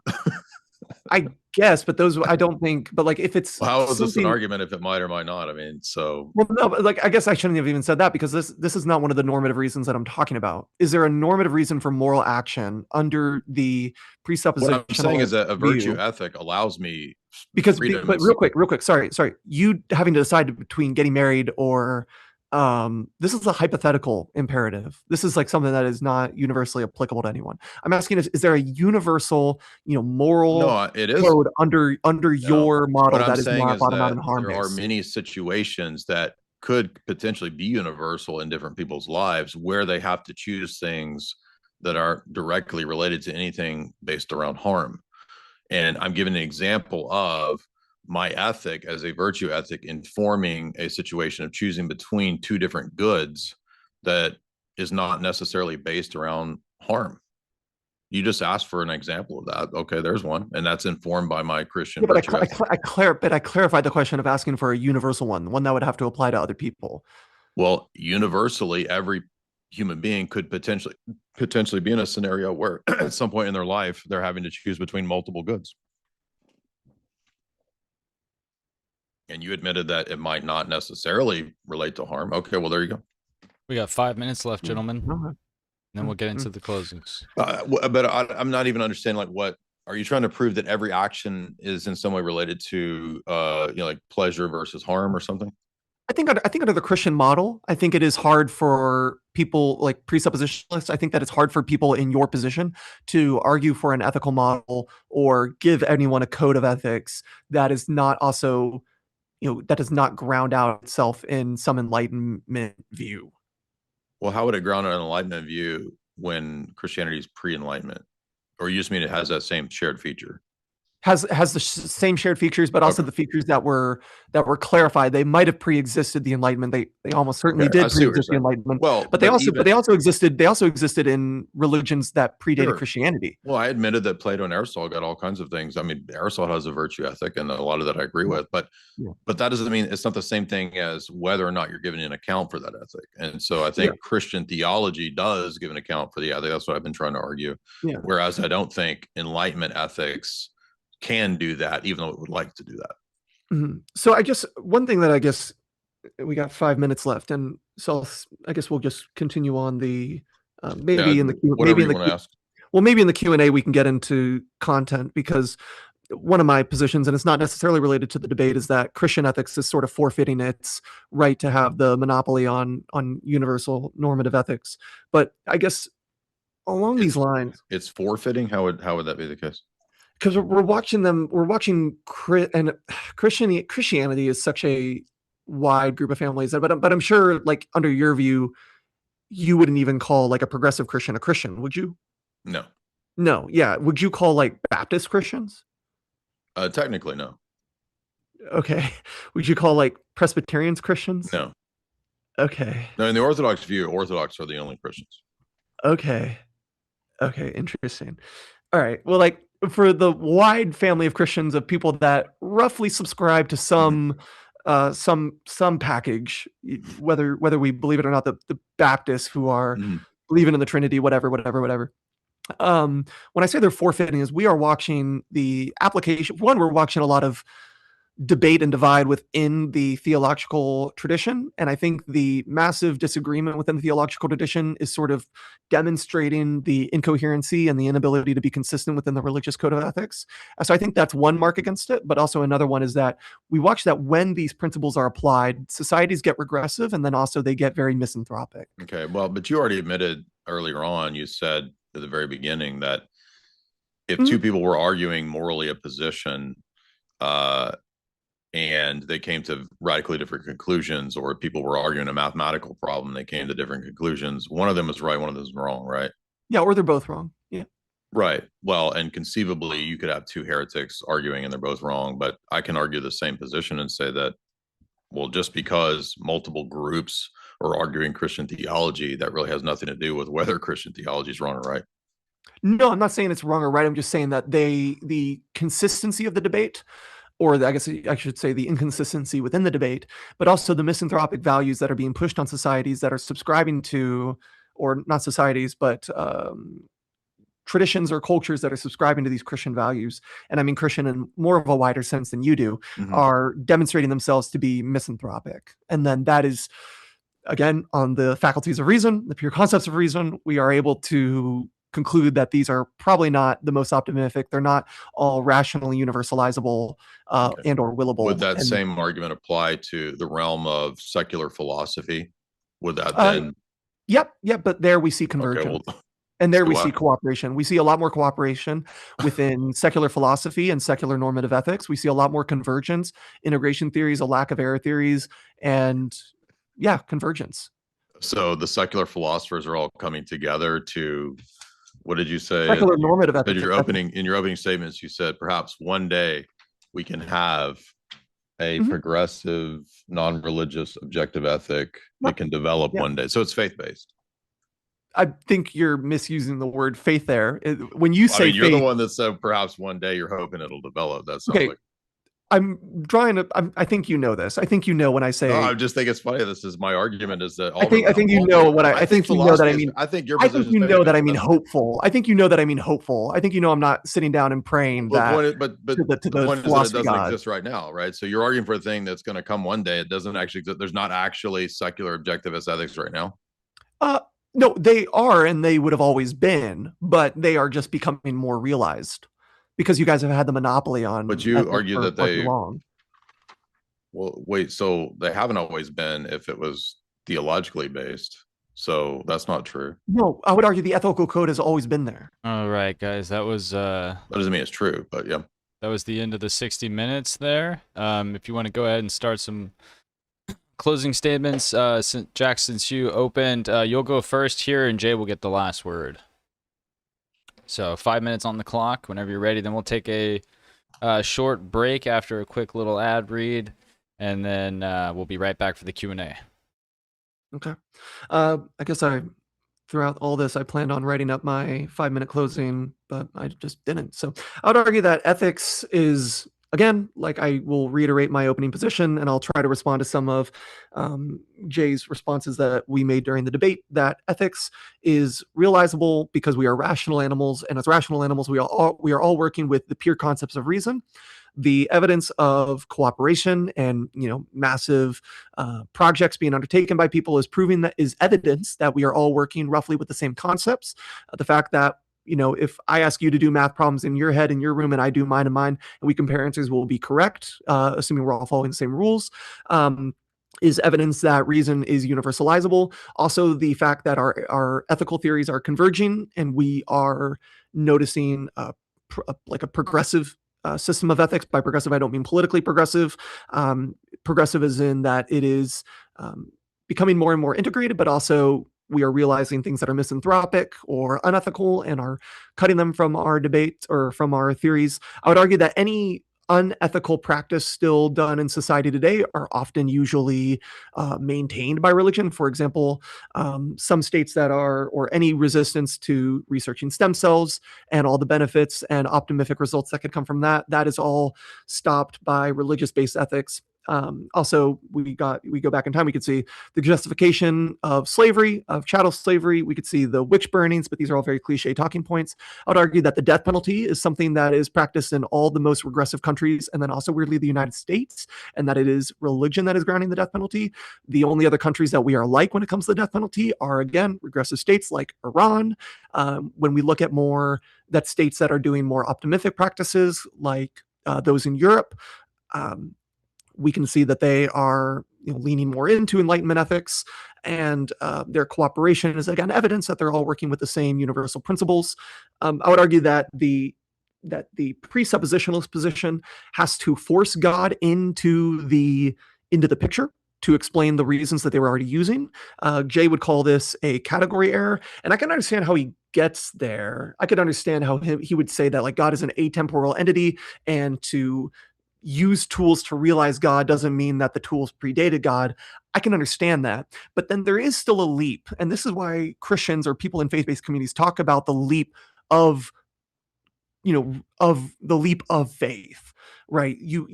Before you make that leap, you are already working with these tools, with these concepts, with these, reasonable axioms. I also argued that, pretty much every philosophical position, any position at all, I think, in the whole universe, even relativism, cultural relativism, even intentional irrationality, all of these are going to bottom out in something that's either circular or dogmatic. Gerald Lang, in his book Strokes of Luck, talks about this, and Thomas Nagel talks about the bottoming out and circularity. All these concepts are always going to bottom out. And then debating on who can bottom out the fastest is always going to be the most boring. But I will reiterate that mine bottoms out after Jay's bottoms out. You are always going to be using your reasons to talk about God. You are going to be using the pure faculties of reasons to talk about God and about God's features. And then so if we're arguing who's going to bottom out faster, it's still going to be him. I tried my best to respond to some of these points. I think Jay and I can both admit, maybe, possibly, talking about the origin of ethics is a philosophically daunting task. And this is going to continue to be debated for much, much longer. I think the one hope that we have, and again, I'm more of an integrationist than an error theorist, so I'm always looking for integration. But one hope that we can have is that we can easily identify what is not a source of ethics. And we can easily identify what is a bad ethical theory. I would argue that when we judge these ethical theories, we are using, again, a universal code of reason. And it is just my hope that that this debate is just one small little peg in the ladder towards understanding and realizing a more universalizable and optimistic code of ethics. So I'm just grateful to be here. All right, thank you. All right, Jay, we got 5 minutes on the clock. Go ahead whenever you're ready. Thank you. Yeah, this is a great discussion. I had a lot of fun with it. However, throughout this discussion, I didn't hear the thing that I kept looking for and wanting to hear, which was a justification for the move from observing certain patterns, observing internal states, and then jumping to that being a universal principle. And so we saw at one point that early on in the discussion, it was very hardline. It was very, in terms of quantifiers, it was everywhere universal claims. And then eventually it was like, well, but maybe that's actually probabilistic. I want to kind of bring that down a little bit. I think that shows us that a lot of what undergirds the whole approach of trying to universalize these things is arbitrary. Because if there's not a good explanation as to why I should accept an individual subjective experience then being universalized, then I don't know why I would believe that his account of reasoning was a good account. He says ethics is realizable. It's based on, quote, pure reason. I don't know what pure reason is yet. We talked about it in terms of meta ethics. I knew this debate was immediately going to go into meta ethics, which is one of my favorite topics to debate.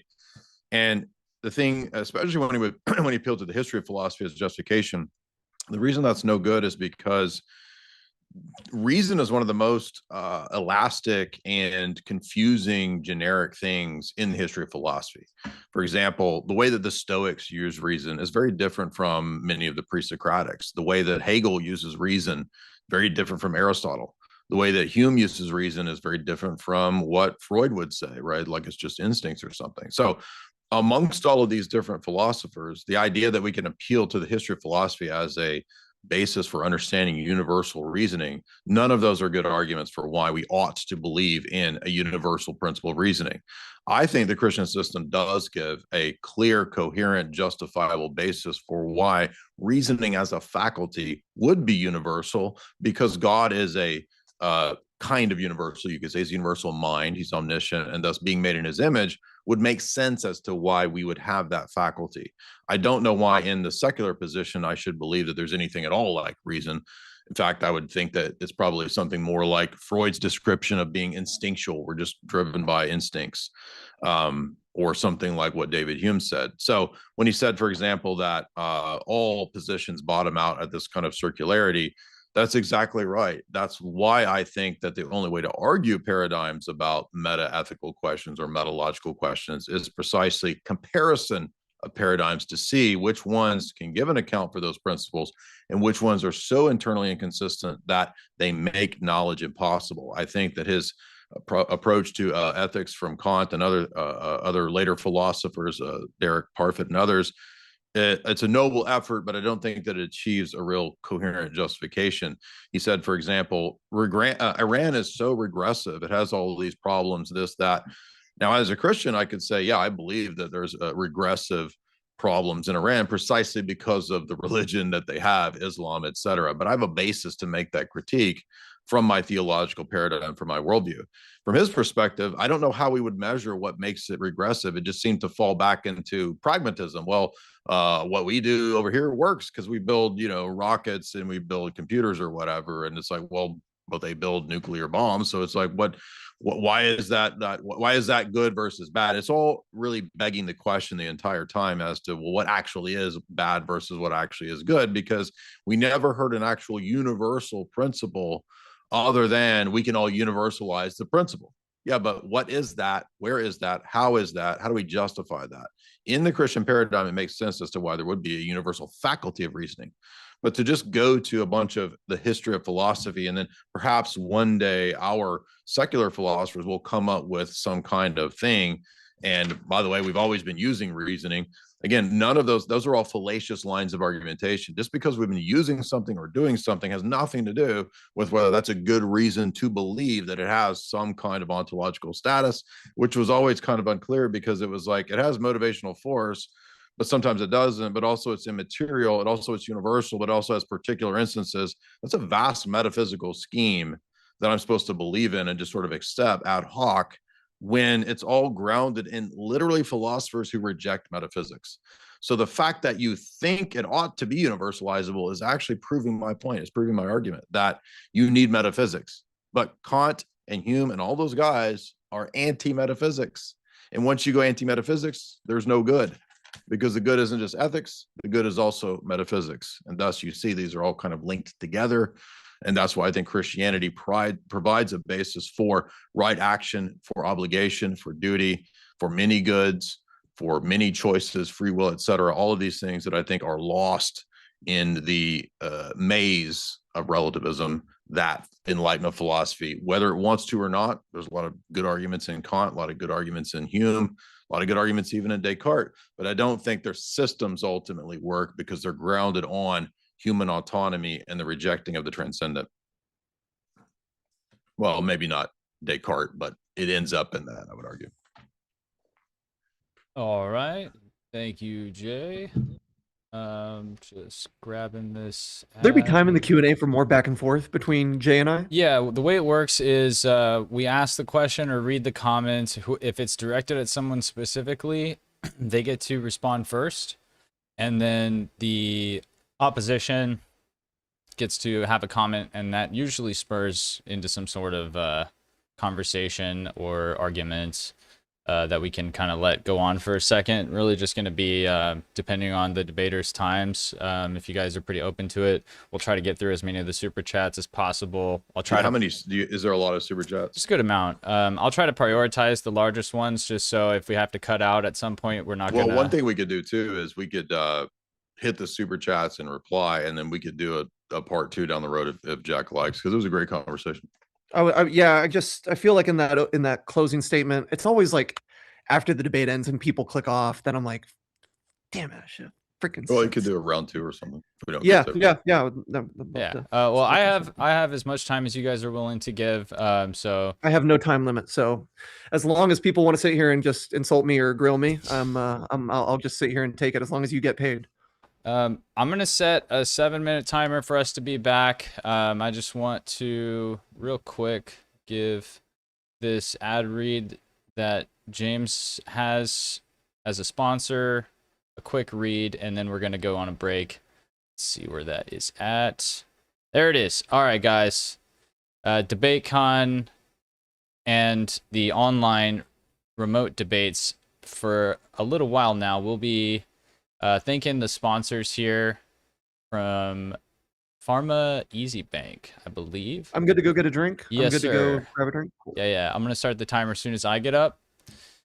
So these guys here, let me make sure it's centered. Yeah, it looks good. All right, so these guys here, you might be asking yourself, when are we getting to the Q&A? But like I said, 7 minutes. You might also be asking, where can I get my prescriptions at better prices? James wrote this, by the way. Well, look no more, as Pharm Easy Bank has an extensive range of discounted prescription drugs, including ivermectin, fenbenzidol, Fildena, and all ED products, and weight loss products, including oral semaglutide. Pronunciation, semaglutide. Pharma Easy Bank uses fast, secure shipping directly to your doorstep, and James can vouch for it as he's used Pharma Easy Bank himself for top-tier discounts. Anyways, we do have a code on the screen. You can scan. You get 20% off. Some people don't like going to the pharmacy to get their stuff, whatever it is, and you can get all that delivered to your door. So big thanks to those guys for sponsoring the online debates. Helps us out a lot. We have a lot to do for DebateCon 8, 9, and 10, which is getting bigger every time. So if you haven't got your tickets yet, get those. They're going to be pretty much entirely sold out probably by the end of the week or so. We've made a little bit more space. It's a bigger venue, and we're pushing it. So, like, the venue hasn't changed. It's just we've kind of worked some things out there. So the spaces look good. We added an extra day for that as well. If you have the tickets, then you're going to be able to get the pregame. If you have the VIP tickets, you're going to be able to get the pregame debate for free if you're going in person. And if you're a member on the channel, you'll be able to get all of the debates live streamed to you. And that is awesome. All right, guys, we will be right back. And I'm just going to leave it over on this page for a brief moment.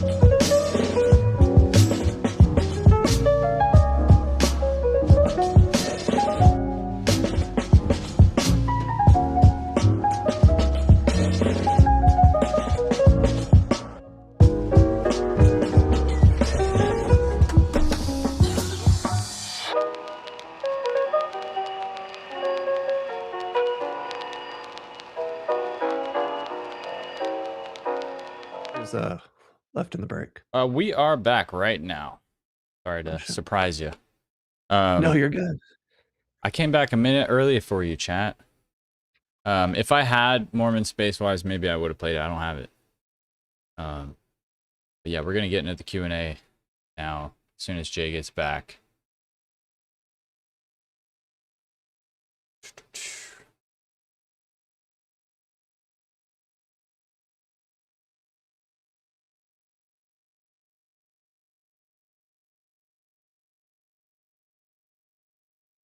Now that we're doing Q&A, I can drink the heavy stuff. Oh yeah. I don't feel like I need to be on my A game for this. Let's see. It's Slash here. Yeah, I was pissing whenever you sent that. So I will check to see if they are still spamming. I appreciate you. For anyone there, if you want to come fight me rhetorically, of course, I'll also be at DebateCon in Dallas. So you guys can,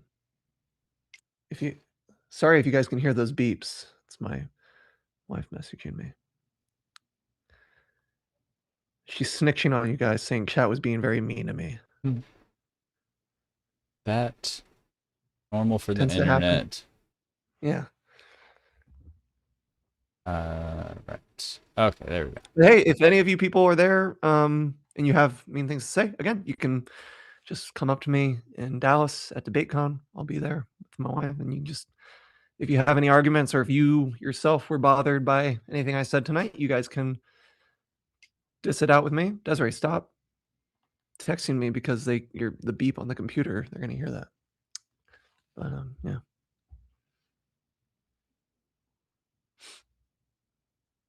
I don't know if James is watching or not, but I'll put up the poll, guys. You guys keep spamming me for it. Just do a couple timeouts and bans here. Little housekeeping. Can I shameless plug? You guys will be able to do that after the Q&A or like right before we're done. Jay, we are back, by the way. We weren't going to start without you though. My bad. Go ahead. Hey, Sorry. it's all good. I came back about a minute early. I was getting abused by the chat. Let me just exit out of this. Okay. Let's pull these up. And then as they're answering the first super chat or two, I'll go ahead and I'll throw the poll up for you guys. Okay. What's the poll? We just ask people who had a more persuasive argument, typically is how I word it. And then I'm gonna come out on top on that. There you go. That's good confidence there. Everybody remember that arrogance when you vote. Yeah.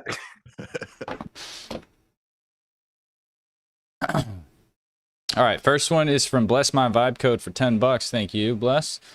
The thing I can't get on with religion is I have to worship another man. It feels kind of homosexual. Some men literally bow their heads and get on their knees for another man. Jesus, I don't know, man. What do you guys got to say to that? I feel like that was more Jay answer first question. I would say that, in Christian ethics, we do not favor homosexual relations, and we think that it's a vice and not a virtue. And so outside of Christianity is actually, I think, granted within the Christian church, there's a lot of people who have that vice. I'm not denying that, but it's not part of our ethical scheme. So ironically, the very thing that you're saying is wrong actually makes sense within Christian ethics. Ooh. All right, Jack, you got a comment on that? I was thinking about before this debate. This is like I said, this is my first debate, and so I watch a lot on YouTube, and I was thinking, I argue with a lot of people in person, and sometimes I can turn into an asshole and kind of like a douche. And I was like, you know what, not going to do it tonight. So I will say that comment was rude, misplaced, and intentionally misunderstanding the positions, but still funny, made me laugh. All right. Appreciate that. Next comment is from Darth Thoranes for 2. It says, Jay, why is chopping off foreskins objectively moral? Is that your Is it position, dude? objectively immoral, or did you say Jay or Jack? Jay. And they said objectively moral. So they're assuming you think that's objectively moral. Yeah, well, I mentioned earlier, if you listened, standing commands that had a temporary time frame. So in the Old Testament, according to our theology, there was a time period where, because the law had a harsh tutelage phase where God was bringing the Jews back to Him and imposed, you know, legalities that were harsh even for that time. Those were fulfilled in Christ. And so they're standing commands, like when God tells David to go and fight this battle or whatever. Those are not universal principles. And that's why I said that our ethic is not just sort of a single ethic of oh, there's only this divine command that it always applies. There are temporal, time-bound commands, and that would be one of those that's fulfilled in the rite of baptism. So you don't think people need to get, you don't hold it that people need to get circumcised anymore? No Christianity ever taught that except for various Judaizing sects. Yeah, So just no. making sure. Just checking. Jawali, you said, why am I an option there? It's because you wanted me to tell a joke, and that's the best I got for you. Kevin Blackwell Welder for 5 says, for Jack, you said in your opener that morality exists in a material sense. What is the matter that morality is made of? What is its mass or weight, etc.? I hate that this guy lost his money. I don't think I said that. I think I explicitly said it exists in a non-natural sense, being immaterial. I don't. It sucks. He spent his, if he spent money to send that question in, but it was based on a misunderstanding. I feel bad for him. But yeah, no, I believe ethics is immaterial. I don't believe that you can. I believe it's always unconditioned. In fact, I would even go as far as Derek Parfit does of saying any normative truth cannot be reflected in a empirical, cannot be reflected by an empirical truth. It can only be a property of an empirical truth. So, but now I'm just responding to I'm shadow boxing right now because you spent your money on that. Sorry, not my position. Well, Kevin, we appreciate the 5.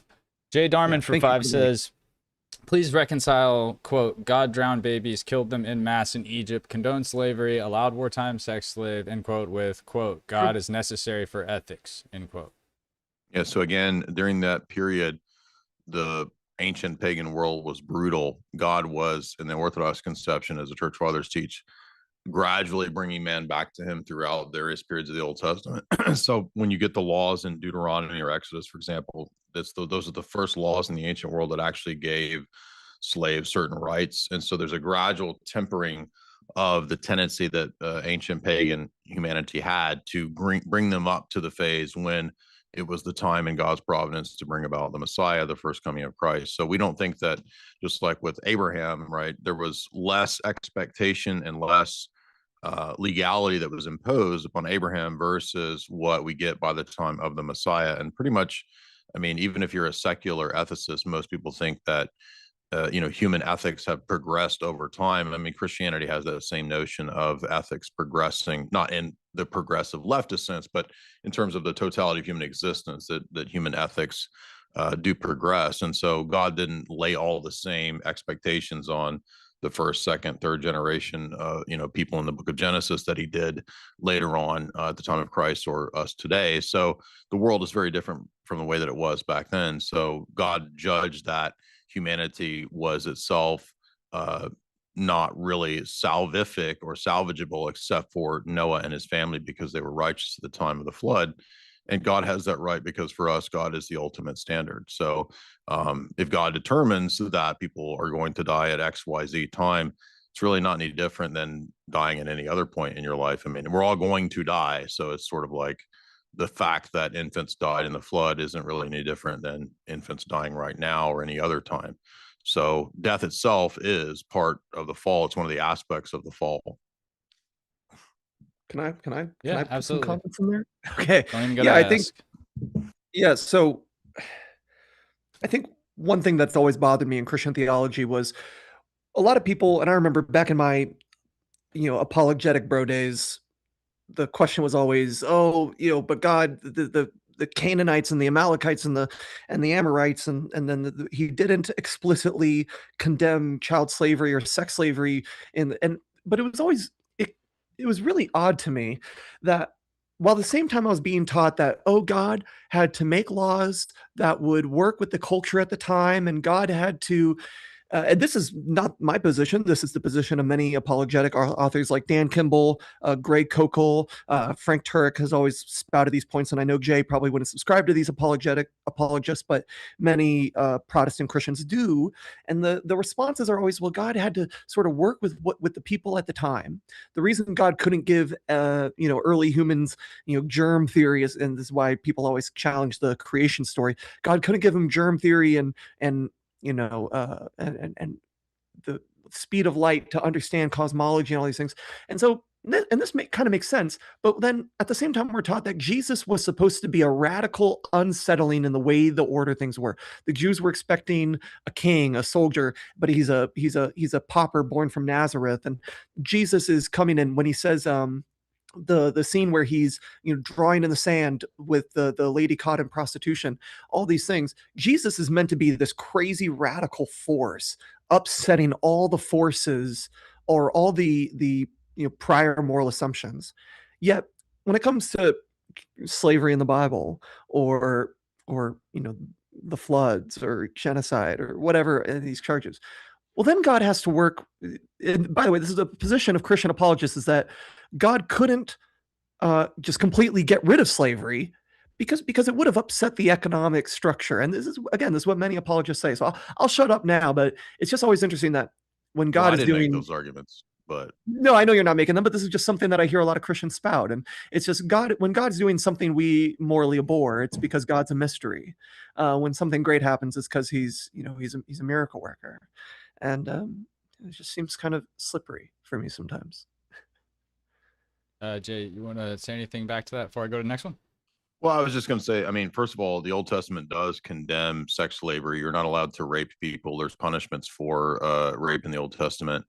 There's not verses about taking women after you go and conquer the Amalekites. That's the verses in Deuteronomy also say that if you take those brides, you have to marry them. Then thus you're also bound by all the other sexual ethics. There's no place where you can rape anybody, and you're actually condemned if you rape. So that's a misunderstanding of the book of Deuteronomy. But there's no place where anybody advocates or says you can engage in sex slavery. Well, why are we just glossing over the if you take the women, you have to marry them? Like, we're just like that alone. We find that morally repugnant now, but totally permissible. Well, again, the argument was that in an ancient world where slaves, people like that, had no rights, this is the beginning of those people actually having some rights in Mosaic law. But you see, but why does it have to be this like slow? This was the point I made. Why is it because the ancient, why is it not just like, because hey, it was a when world you conquer a fucking nation, a world of brutality. Jack, you asked him a question, let him answer. Sorry. All right. It was a world, and the ancient world was brutal, especially if you read throughout the Old Testament, and not just the Old Testament, but also ancient accounts of the Near East. I mean, it was a brutal situation. So the expectation was not that you could have 21st century American post Enlightenment values in place, civic nationalism or this kind of stuff that didn't exist in the ancient world. So I think that in divine providence, the gradual implementation of these types of laws, giving more and more people dignity and rights, there's nothing inconsistent within the Christian system that doesn't constitute a problem for the Christian system if God chose to work that way, rather than sort of just automatically like wiping all the wiping every single violation of human rights as we understand in the 21st century out in the 13th century BC. Like, why does it have to be? Why could it not be a gradual situation? I would just think that one, Jesus coming, and then the radical implications of Jesus. I mean, maybe you're a Protestant with Protestant ideas about who Jesus was as a radical, because I don't think he was. I think Jesus is the God of the Old Testament that gave those laws. He says he was in the book of John. And you have in the book of Revelation condemnation, for example, of human slave trade. So I think that was always, for example, take polygamy, right? God permitted polygamy, but when Christ comes, he says polygamy was not the original ideal, and I want to call my followers to that original ideal. So yeah, it was just the fact that these people are traveling around in Exodus and they're constructing their tabernacle, and then they believe that this guy's walking into the tabernacle, or they're watching Moses go to the top of the mountain and they're seeing Moses talk with God.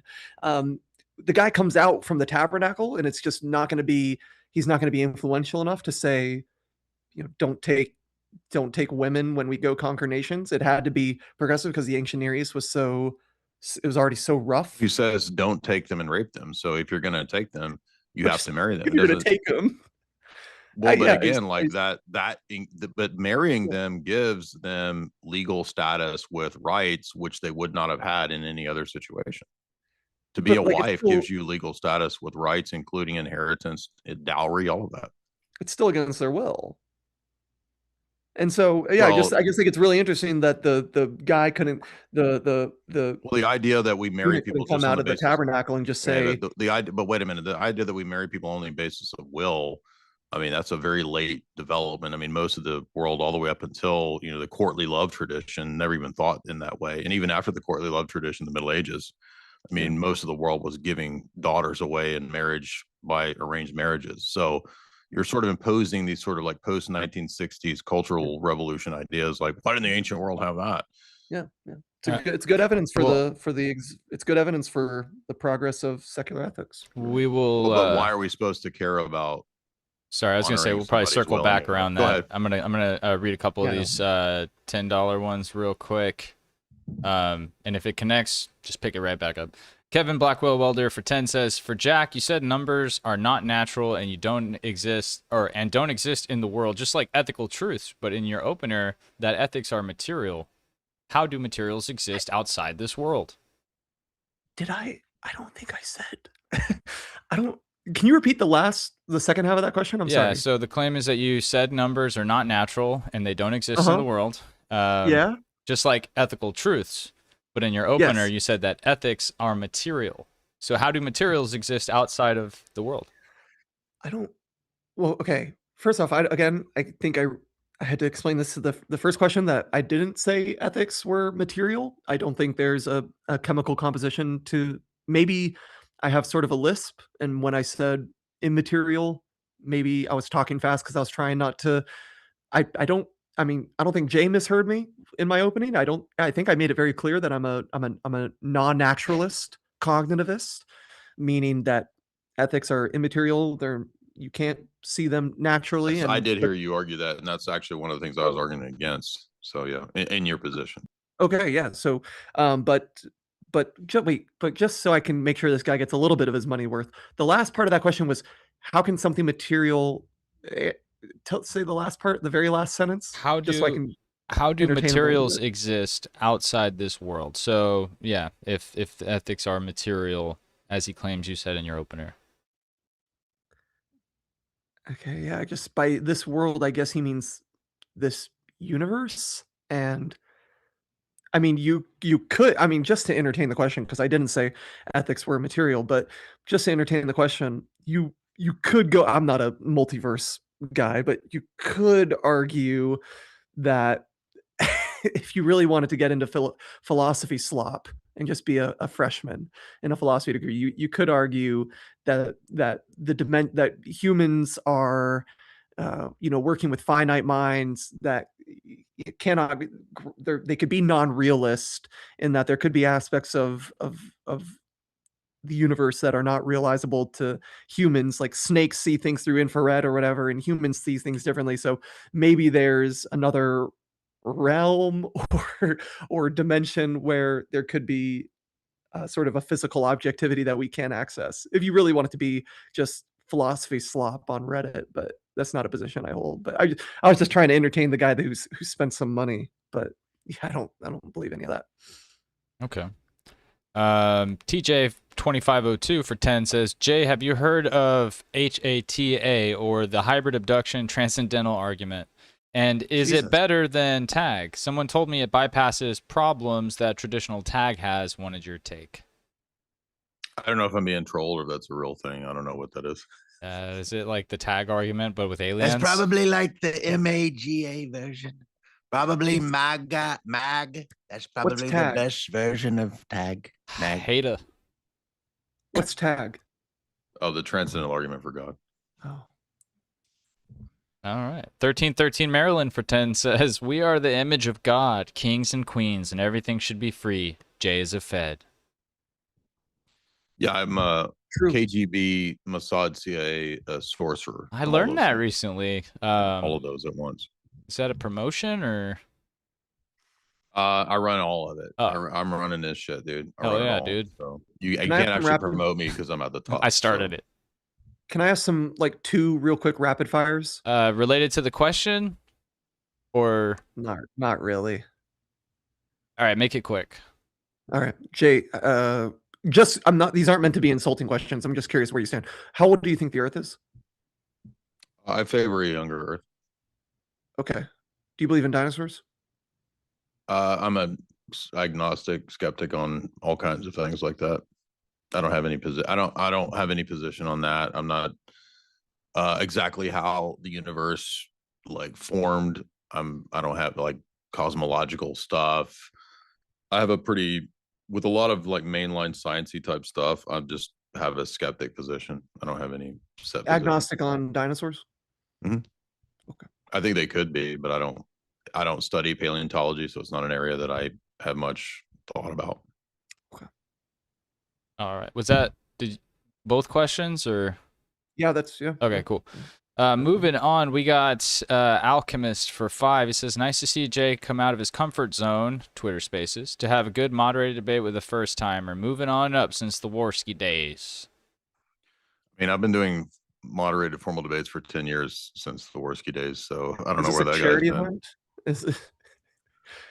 I mean, is it a I've done charity? like 10 charity Muslim event. debates, 10 moderated Muslim debates, many atheist moderated debates. So You like thank you. this no name Phil student. I'll just dance with him for a bit. Make-A-Wish Foundation. Yeah, thank you. This is I'm probably the most joking, bro. attention I've ever gotten. Hey, well, you're a brave young man getting on the platform. There was at the peak about 2,100 people watching, which Oh, yeah. reminds me to ask all of them to like the video, please. That would be awesome. Give it up for Jack for stepping in the ring. Next up, we got Jay Darman for 5 says, "Didn't Euthyphro kinda decimate the idea of deity-based ethics? Bro kinda nuked deity-based ethics millennia ago. Whoops."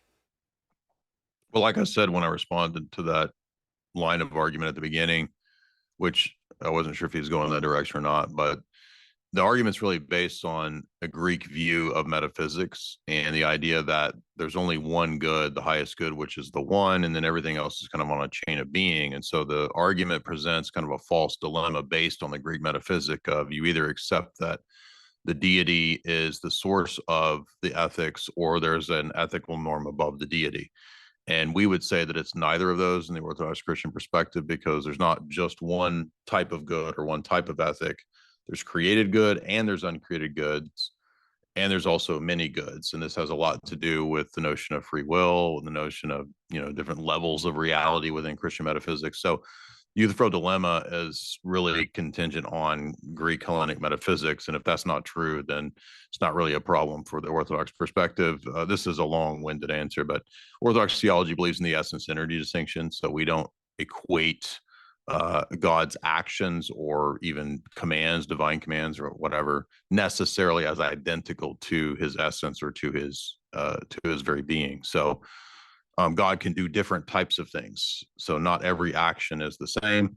Not every moral command, etc., is identical or eternal. And so in the same way, there's not just the choice of a standard above God, which we don't accept, nor is there only an ethic or a norm that's identical to the one that's eternal. Awesome.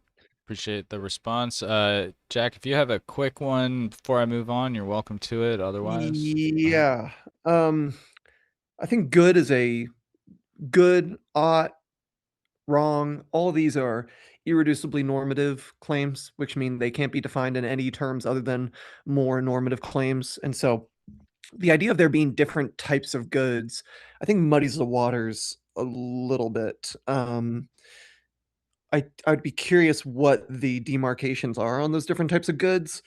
Yeah, I mean, the original question was about Euthyphro, and I mean, I've never read a single word of Euthyphro. Of course, there's Euthyphro's dilemma. When I brought up Euthyphro, I also mentioned Kant, and really what I'm referring to is Kant and the groundwork for the metaphysics of morals, who mentions that I think in the first 14 pages, if you have the Hackett edition, mentions that to even call Jesus Christ, and he doesn't even just mention God, he mentions Jesus Christ himself. He says to call Jesus Christ good is to sort of imply a standard. Of course, I could be misreading Kant just a little bit there, but I've yet to meet a professional academic philosopher who has mastered Kant. I was very fortunate enough to have a Kant seminar with a schizophrenic professor who made us read all 3 critiques cover to cover. So I get the bragging rights of saying I've read all 3 critiques, but I get the unfortunate realization that I don't really understand any of them. So that's just some slap there. All right. All right. We got another one from Kevin Blackwell Welder. Thanks. Well, this is 2 back to back. I'll just read both. I said for Jack on both of them. First one is, what is the state of being rational? And the second is, how do you encounter an ought? The state of being rational would be acting in accords with things that are irrational. And I know that kind of sounds like it bottoms out in circularity. Yeah, I might even be willing to concede that. To be rational is to be conforming to reasons that have normative motivational force. And so just to make sure there weren't any misunderstandings in the debate, I was arguing that all reasons give motivational force, but only some of them are normative. Only some of them are universalizable. I might want some coffee later, and therefore I have a reason to go get coffee. That's not a normative reason. That doesn't make sort of a universal claim. You could maybe go down some Phil Slop route and say if everyone wanted coffee, they would all have a universal reason, but that's just slop. So the state of being rational is just according with reasons that have motivational force that are either operating on reasons that are optimistic, can't be rationally rejected, and would also be rationally willed by other rational animals, other humans. I guess you could put some other species as long as they had access to reason. So some extraterrestrial force that had the pure concepts of reason would be included in this. And then the second question was, How do what you gives an how do you encounter an ought? how do you encounter not? Usually it has something with motivating force. So you're motivated to do something and you ought to do it. But just for clarification, to make sure Jay doesn't misunderstand me and other people don't misunderstand me, oughts are not, just because you have an ought doesn't mean you should always follow through on it. So rationality is not at bottom really what's going to be good. Like, you can be acting rational and have it not be good. If you want to genocide 6 million Jews, it'd be very rational for you to be a Nazi in the 30s. That'd be a rational thing for you to do, but you ought not do it. And there are other overriding, optimistic, rational, norm-based reasons that would give you reason to not do it. And there are also, interesting enough, and Parfit talks about this in his book On What Matters, there are instances where it could be rational to be irrational and to operate against irrationality. For example, if someone confronted me and said, I'm going to kill 20,000 people unless you take a pill that makes you irrational. Well, it is always irrational to choose to be irrational. But again, this sounds kind of slop. It would be rational to choose to be irrational for the sake of those 20,000 people or however many people were going to die. So interestingly enough, there are weird fringe cases. And one last thing I would say is, and Derek Parfit talks on this, Derek Parfit operates with a lot of thought experiments, and a lot of people think philosophy kind of bottoms out in slop when it comes to thought experiments. Parfit uses, the whole point of these thought experiments is, and when you encounter like philosophy grift, these can be really annoying, but they do a good job at testing intuitions and universalizable principles. So if your principle cannot hold up to some crazy, ridiculous thought experiment, as long as that thought experiment doesn't violate the laws of physics or the laws of nature, and as long as there's no logical miscalculations in that thought experiment, and your consistent reason or your universal reason can't line up with that, thought experiment, then whether you like thought experiments or not, it's demonstrated that your principle is bad. All right, we're or gonna have to put a inconsistent. bow on Yeah, that. sorry about I that. want to give Jay a chance to respond if he'd like to. Yeah, that was long-winded. Go ahead. Cool. Moving on. Thank you, though, Jack. I'm sure Kevin Blackwell Welder did not expect that response, so it's Yeah, appreciated. you got your money's worth. You got your money's worth. Right. We got Cleave to Antiquity for 2 says, in my subjective experience, Jack is a talking flea. And then he said Sick. cussing fallacy. So you're going Sick. to have to internalize that there. No more fallacies, Yeah. Jack. Yeah, sorry. Darth Thorains again says, Jay, how do you ground logic in a transgender Jewish God? Rauk, Holy Spirit is the family pronoun. Jesus, Jewish. How is a trans Jew necessary for logic? Yeah, that's the Kabbalistic teaching that God is bi-gender or bisexual. It's not the Orthodox Christian teaching. So we think that God the Father is really the ground of patriarchy and patriarchal theology. So our church is pretty strict on that stuff. Male priests, male bishops. So none of that's even true. Appreciate that. Jay Darman said, oh yeah, he says for 5 towards Jack. Great first debate. Lose the stash for clarity. You were on point. Stop being generous. This is the internet, not normal intellectual exchanges. I'll be meaner next time. All right. Valhalla 6 or D6K for 20. Thank you, Valhalla. Says Dyer on catch up. Your videos and ideas have been a great inspiration, led to the orthodoxy for me. I appreciate you. Appreciate that. Yeah. So To the orthodoxy. I got out of theology in like 2020, at the end of 2023. I was kind of like, theology is not doing it for me. I want to do philosophy. And I just moved to philosophy because I realized you could do theology in the philosophy department. You cannot do philosophy in the theology departments in the academic sphere. And so I'm like listening sometimes to like some of these questions that like, Jay, I was checking out your channel. The topics you are always having to cover are like, it's just, I don't know. It's just, there's people that spend so much time thinking about the gender of God and things like it. Just, That's do you not, enjoy? that's not on my channel. What are you talking about? I mean, do you ever engage? I mean, you feel it seems like you have to engage with these sort of arguments from time to time. Like The gender of God? yeah, like I don't you think guys I've have to ever been asked clarify that. I that. mean, Or we do open calls, all the time on live streams. I don't ever recall that question coming up. I mean, maybe once in the last 10 years. I mean, a lot of what I cover is like geopolitics, movies. I don't just cover theology, so I cover all kinds of stuff. But I mean, in the open forums, we get all kinds of questions, but I don't recall that, but maybe once. okay. All right. Jay, this one's from Linux Live, who really thinks that I skipped her question, but I was just reading the bigger super chats. But hey, squeaky wheel gets the grease there. Question for Jay: if God real, why no Reddit utopia? Why no what? Reddit utopia.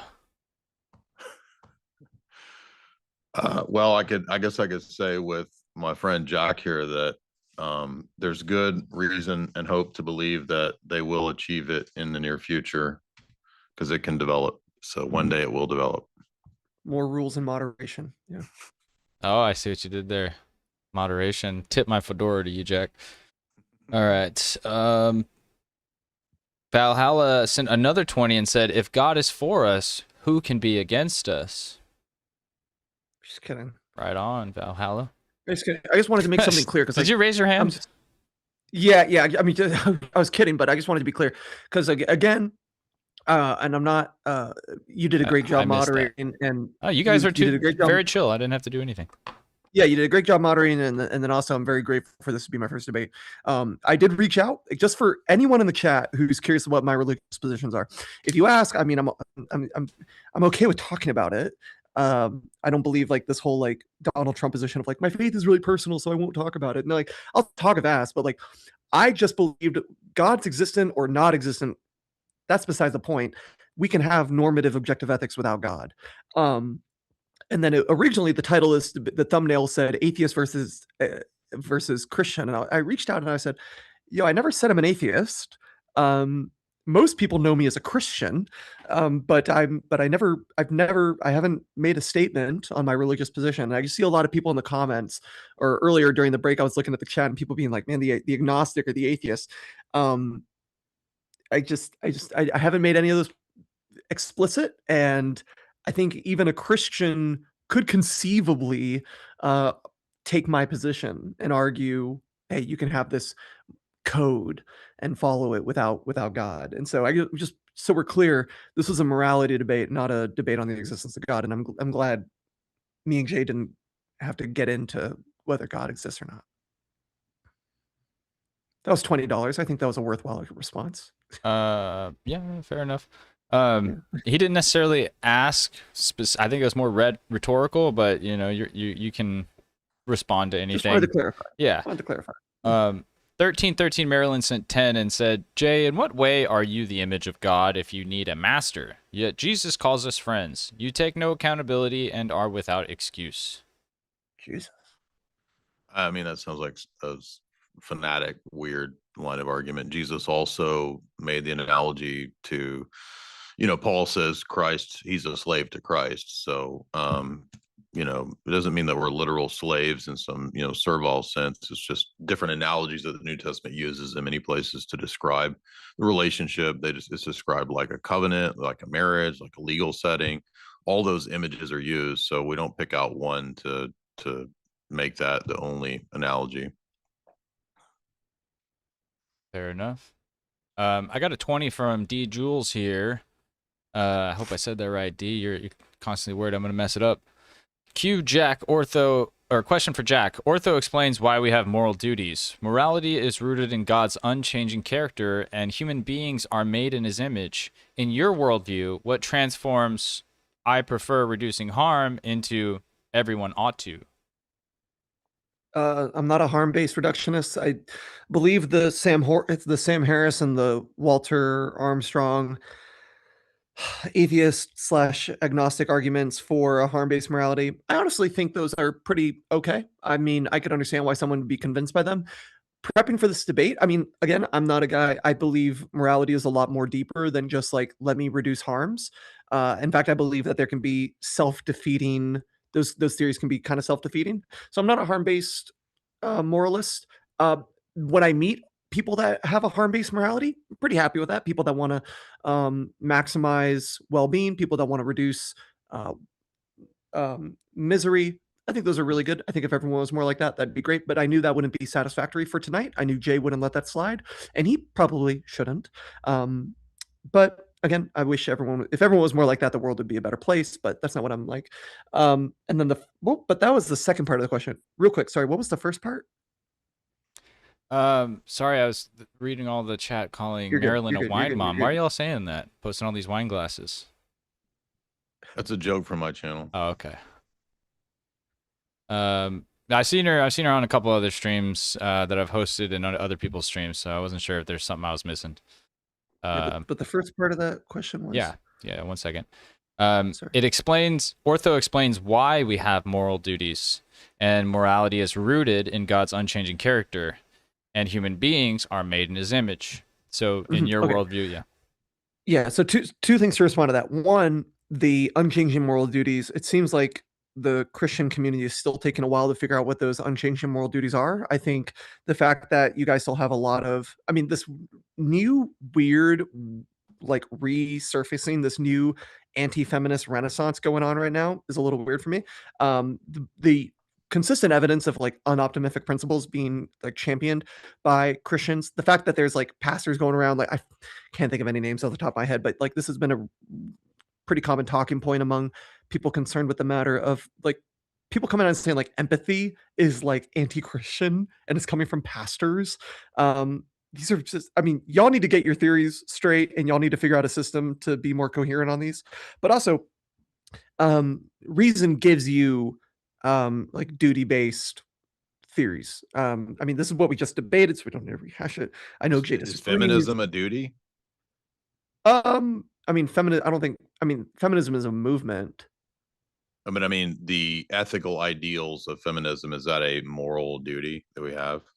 I would argue, I mean, like feminism is like a really, really broad thing. Well, you were But just saying that we're bad for being anti-feminist because of this patriarchal renaissance or whatever. So I'm trying to figure out why ought I follow the ethics of feminism in your view? I mean, like it's going to lead to, I mean, well, one, females are autonomous. I mean, I say autonomous very loosely here, but they're rational agents operating in the world, and they have like the same cognitive capacities as you and I do. They have the same dignity that What you does and that I have to do have. with feminism though? Because feminism is a lot more than that. Well, this is why I said feminism is like a really broad concept, and so like the idea that like feminine, like, dude, I uh, there's so many ways to interpret feminism, but like as far as what I mean is just like the idea of realizing that women are like equals in terms of dignity to men.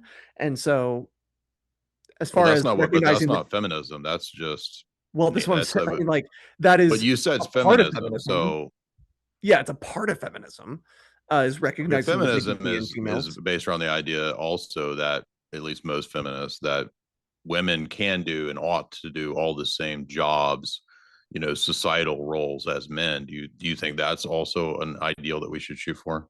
I don't think feminism is a universalizable movement. Like I shouldn't have said Well, universalizable. then I don't why think would you feminism is like critique a us universal being movement. against So like it? Then when you don't have a basis to critique our position against it because you were arguing that there's these duties. So when do I you have a said duty when I to, said this new anti-feminism renaissance, what I mean by that is like people who are at bare minimum not realizing the dignity in females. Like I'm totally down to say women are not as capable of doing the same things as men in some like on average, right? Generally, men are going to be stronger, so of course, generally men are going to be taking stronger jobs. Generally, men are going to be or generally females are going to be wanting to raise kids. Mhm. I might, it might be a very plausible argument to say that most women want to stay home and raise their kids. So of course, men are going to be taking more demanding jobs. Like yeah, I'm fine with conceding all that. I'm not gonna be got on any of that progressive slop. But I mean, there is I was just I mean, confused what you meant by like, oh, the Christians are not being, you know, they're being I'm too watching whatever. this Sarah, whatever the hell her name is, at TPUSA saying have more kids than you can afford, and also saying that women should be okay with giving up their right to vote. That's schizophrenic. That's Well, crazy how's to that me. schizophrenic? I mean, we're in 2026 and we're going back What to does the that idea of do? like repealing the 19th Amendment. Well, but why ought I believe that there's some Why duty? ought you to believe that you ought to repeal the 19th No, Amendment? why ought I believe that I have a duty to defend or support just women voting? Like what, on what basis? I mean, you can take a neutral stance to it, but to take an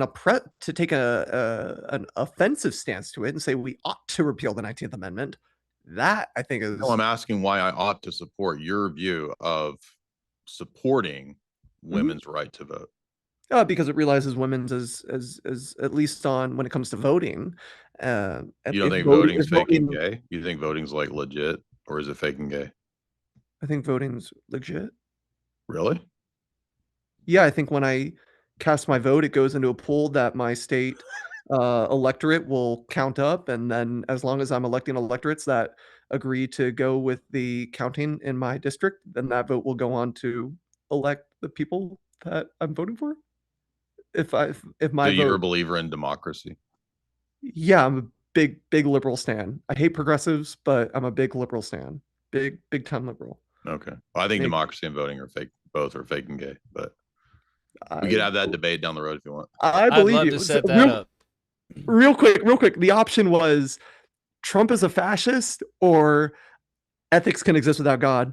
I have a lot of political positions, but I said, you know what? I'm trying to be more philosophical, less political on all my platforms, though I have a lot of political. So I chose to do the philosophy argument, and I don't regret it. I prefer to do philosophy over politics, but I oh that All just right, we're moving on here. D Jules, I hope you got your money's worth out of that one. In the filth says secular philosophy is slowly trying to use reason with the hope of discovering truth. Bros having faith they'll receive divine revelation, in my opinion. I don't even know how to respond. I I don't mean, know. I don't understand that. I mean, yeah, I'll give him one more just because he's a regular super chatter. basically secular philosophy is using reason to the point of it seeming to this gentleman that you're just hoping that through reason you will receive divine revelation and discover truth, and it's just a hopeful. Oh, I see what you're saying. Yeah. He's That's- trying to say, I think, that what I was arguing, that for you, reason kind of occupies the position of God like it does in my system.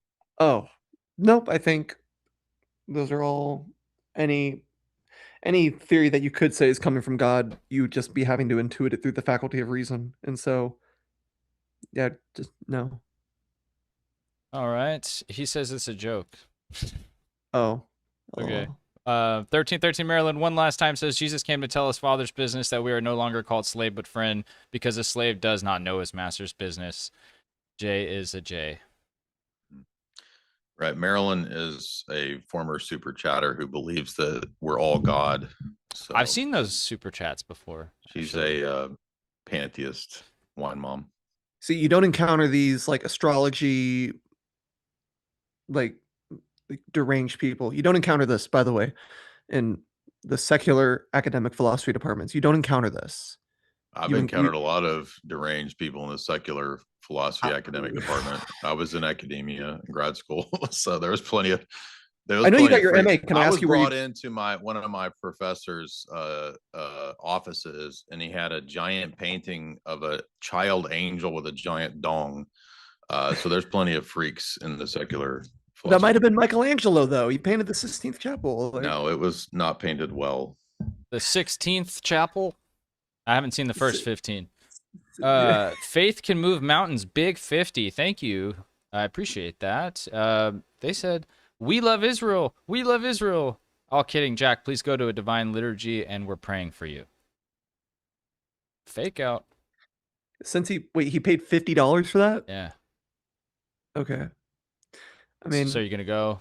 This is kind of what he wants to know, I guess. I mean, There's I've planted a church. Well, I've helped plant a church. I've, like I said, outside of it's really odd. I mean, I've been a outspoken Christian since 2018. I kind of went incognito in 2023-ish regarding that. Mainly, I never really got strong positions on theology. I just got more interested in philosophy and kind of left theology and thoughts of God in the back. But there's a quick comment on that one that says, "Here's your 7,000 BB coins." oh, they might have stalked my thing. No. I've It was always, to that person saying we love Israel twice. They got 7,000 BB coins. Oh. All right, we got to move on. We got I'm a lot critical. coming in here. Unless Jay wanted to say I'll let you something move. I'll let in you move regards on. to that. Yeah, I don't know what. Okay. Yeah, I don't know what to say to that. Yeah. Opgram 3R482 since 20 and says, Jay, when you just went into the EO view, God's commands not being eternal or needing to be alike is a statement that defines and justifies his, or is it a statement that justifies his limitlessness? Did I understand that correctly? Do you enjoy engaging with those types of questions, Jay? I mean, I'm used to it. It's like 10 years, these types of questions. I mean, I don't know if it necessarily directly relates to limitlessness, but I think, the Orthodox conception of God is a lot more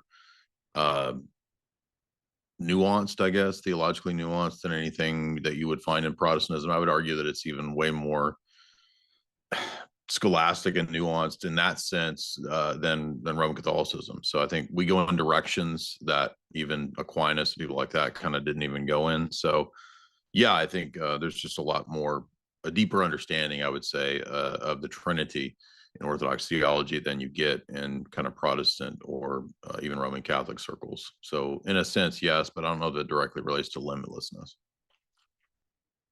Jay, when I meet Orthodox people that say they're Orthodox, like with a capital O, because I was always under the assumption that Protestants and Baptists, these were all people that they describe themselves as Orthodox with like a lowercase o, like they're just meaning they're not Catholic or they're not doing progressive Christianity. Is it the position of most people in the capital O Orthodox camp that like they don't think Presbyterians, Baptists are Christian? Is that like a common trend? Yeah, I mean, for the Orthodox Church to be even under the umbrella of Christian, you would have to at least accept the Nicene Creed. Most of those churches fundamentally reject elements of that creed. So we could just say that, yeah, people broadly go under the nominal term of Christian, but from the Orthodox perspective, in terms of like, do we recognize them as churches? No. Not saying that we don't know their eternal destinies. We're not judging people's destinies, just in the sense of like recognizing what is and isn't the church, which is very specific for us. We would not recognize the Presbyterian Church or the Baptist Church. So it has no, that's not a, so when you say when you say a Baptist isn't Christian, that's not a salvific claim. You're not. We don't know people's destinies, no. But would you say it's just as up in the air as if you met like a progressive on the street, like just anyone on the street? You'd say they're kind of in the same camp, like they're uncomparable. I mean, I think that you can have, you can have more truth and less truth. There's gradations on that, but from the vantage point of the means of grace in terms of the sacraments, we don't think that there's like we don't think Baptists have like 20% of the sacraments and Catholics have like 70% or something like that. We see them all as outside of the Orthodox Church, and only the Orthodox Church has the means of grace, and God can, judge people's hearts in terms of like baptism of desire, that kind of stuff. So that's why we don't make like individual judgments, but we don't recognize any of those confessions because we're already bound to we can't do that. All right. Before I get to Caden Lucky's chat, Faith can move mountains. Who donated 50 a second ago? Just sent another 10. Thank you. They said the "We Love Israel" is a cleave to antiquity reference, and there's only one true Holy Catholic and Apostolic. Yeah, Church. It's just a joke. They're making jokes. They're not actually Zionists. Yeah. I figured a Zionist wouldn't tell Jack to go to divine liturgy. Good point. I was saying it for the audience. I knew you knew. So yeah, another 10 comes in from Monarchia of the Mimra. Says literally the calmest debate I've seen in my life. Jay is nice, not mean. Jack is. I was nice. in a chill mood tonight, about? and Jack set the tone early on that we were going to be chill. So I was like, we'll be chill tonight. Yeah, there you go, guys. Chat could set the tone too. Caden Lucky. Yeah, y'all were gassing me in a bad way in the freaking pre-chat. The number one commenter was like those pubes on his face, and I was like, "Damn." Chat could be a little bit harsh. They're talking about me, dude. Maybe they were talking about you. Yeah, let's see these are here. Caden says, "Hello, my friend Luke is a Byzantine Lutheran. They are like EO. It would be nice to debate him on the Filioque. He said he is confident he can beat you." Whatever. There's no such thing as a Byzantine Lutheran. That doesn't exist. So that's whatever. That's a good one. All right, we got a couple more here. Zandirk Van or V4N for 5 says Euthyphro is about a Hellenic religion in which various goods are determined by gods with competing values, e.g. patricide is bad, but Zeus did it. Okay. That's part of what I was trying to get at, yeah. White Fang 1440 for 20. Thank you for the 20. Moderator, what are your thoughts in terms of this discussion, in terms of the argument of morality, just out of complete curiosity, first-time viewer and loving it? Well, appreciate you tuning in. If you aren't a member, you should. We're about to have a lot of debates streamed in the next 2 weeks with Jay and a few other people that are massive debaters that visit the channel frequently, and that will be something you don't want to miss if you're new.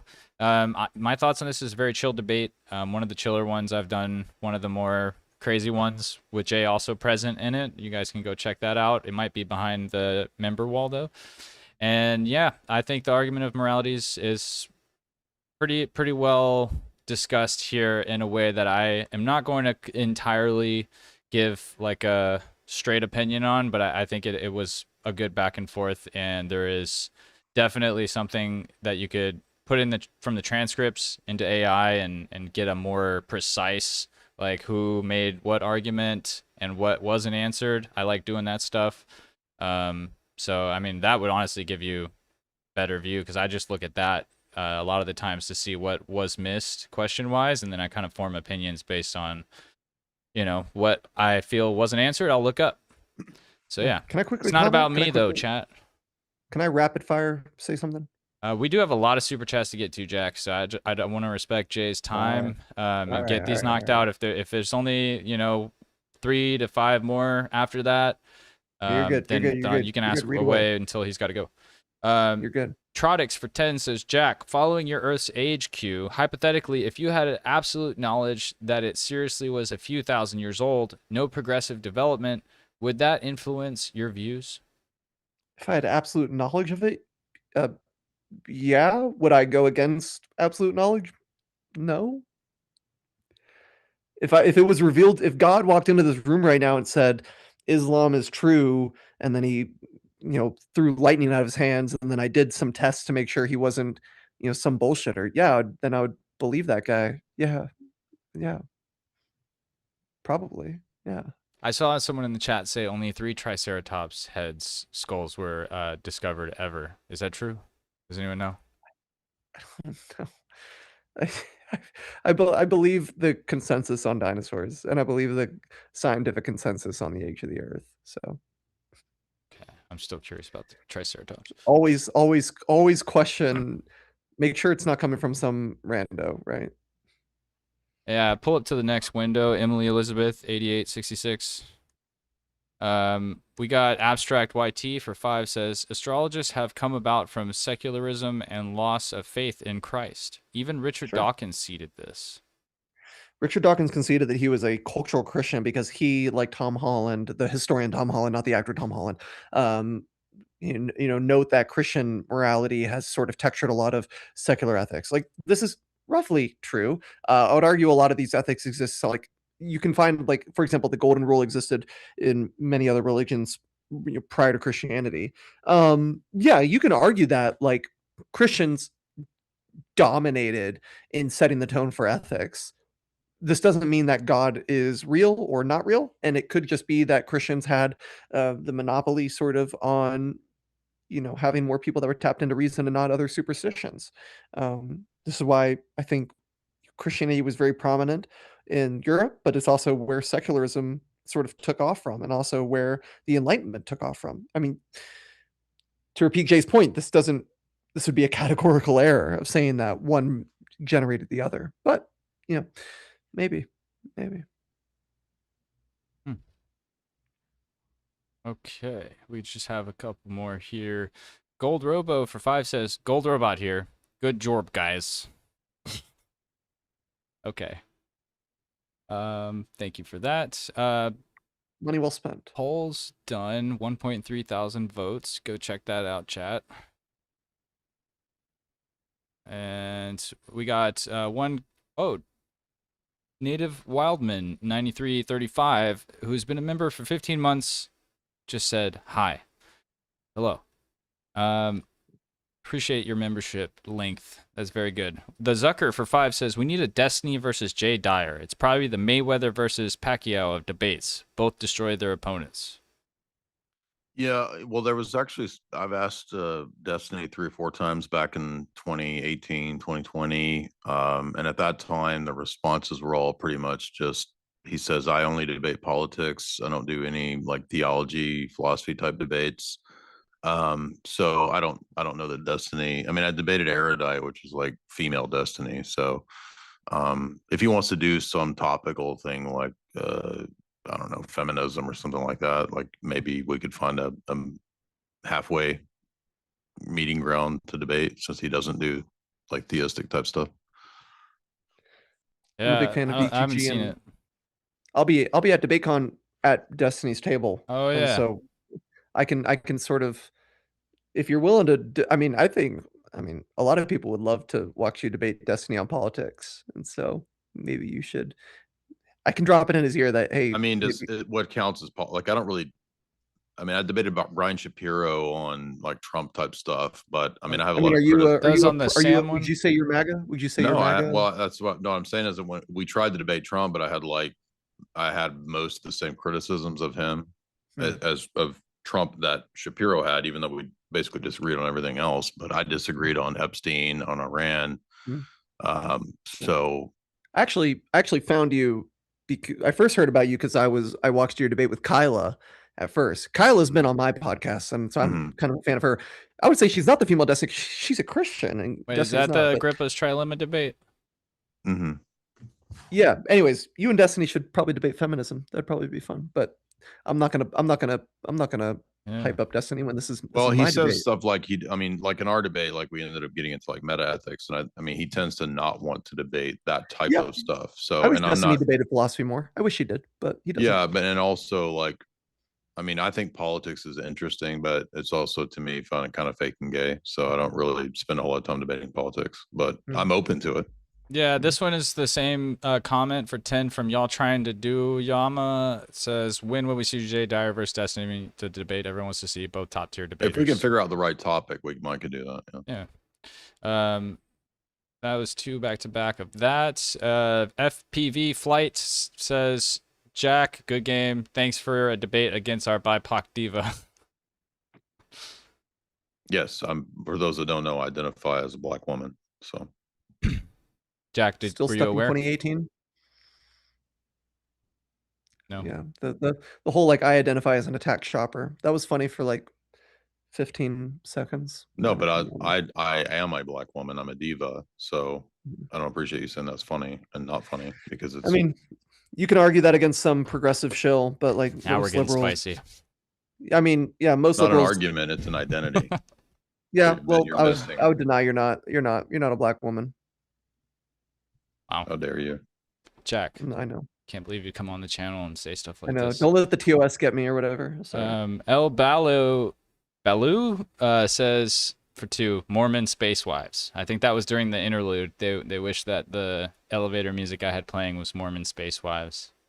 It's one of my many songs. I do have a lot of album cringecore hits. People can go check those out on my channel. If you like what's called music. Do all the listeners hear that heavy metal rock music that freaking started this? Does everyone hear that? Oh, you mean the intro music? Yeah. I don't know if that's like James's old band, but that's been like a intro music on here for a while. I'd say it's more of like kind of like an indie punk rock ish. New Jersey punk rock or something. I don't even know. Played for so long. I was like, dang, I feel real official right now. Just 2 minutes. All right, we just have a couple more here, guys. I appreciate y'all's time. Samuel, not the prophet, sends 20 pesos. This is why I waited to read this one. Props to Jack for going deep in the debate. WJ. He means J is in the first letter of my name, so thank you. I'll take the dub. It's spelled Jay. Monty's Foreman for 5 says, Q for either. Wouldn't an objective secular ethic be impossible without the grounding of an all-knowing good as a standard? Well, I would say that's kind of the direction I was trying to go.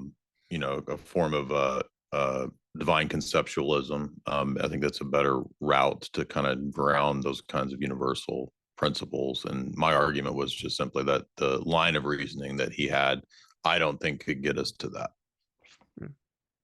Say the motivational force that is normative and applicable to all people is enough for it to be universal. I don't think you need to go further than that. I think that's, pardon me, good enough.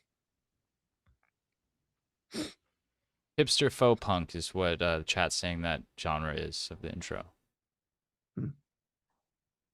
I need to listen to more music. Fishtail Split for 10 says, Jake, how does Jay's view bottom out before yours? If I understand, you take reason as granted by necessity. Jay seeks proper justification for reason. That sounds like your view assumes much more.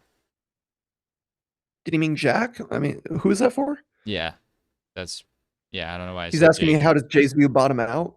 So yeah, like I said, all views. Yeah, so all views are going to bottom out. So my view would bottom out in that, like at base. When I say bottom out first, I guess I probably shouldn't put it on a distance scale like that. So when I say like bottom out at the more absurd conclusion, meaning that like mine can go to something more fundamental than Jay's will. Jay's would probably bottom out in that we can't have reason without God, or that we need God to support our concepts of reason. I don't see a reason why you ought to say that. I don't see how reason can't exist prior to it, especially since reason without God, what would that look like? I would say that looks like what it looks like right now. But also, it would bottom out further in that Jay would, as long as he subscribes to something along maybe a divine command theory, or maybe that universal axioms are not possible without God, that stops there. Mine says you don't even need the God. You can go further. You can go deeper.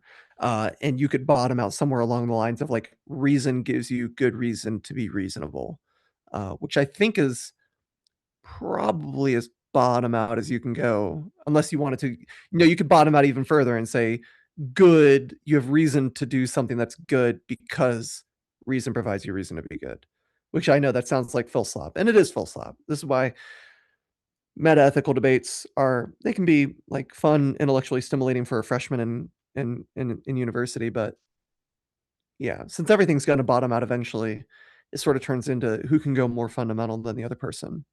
But yeah, I mean, Jay probably has a response to that. Is there a different term sorry, for bottom I'm sorry out? that you felt like this debate was first year philosophy centric. I don't think first year philosophy students get into meta ethical debates. I think that's a pretty advanced topic, but I'll let the audience in the poll decide whether this was a first year philosophy level debate. I mean, but you don't think the question of like, yeah, but why? Like always asking, yeah, but why? And then they give you a reason for that. And then you go, yeah, but why? And then you get a reason for that. I asked for justification, which is not just saying, yeah, but why? I mean, I just, well, I mean, when did I argue? Yeah, but why? I mean, what would be the difference between asking for justification and saying, well, yeah, one of them why? is the domain of epistemology and philosophy. I mean, it's a very important, philosophical subject. I guess when you say, yeah, but why, you're asking, Being a yeah, but child why and do I just have saying, yeah, but justification? why? Yeah, but I didn't say, yeah, but why do I have why? justification for that? Like, what's the Well, what's why my is reason not for the that? same thing as epistemic justification? Those are two different topics.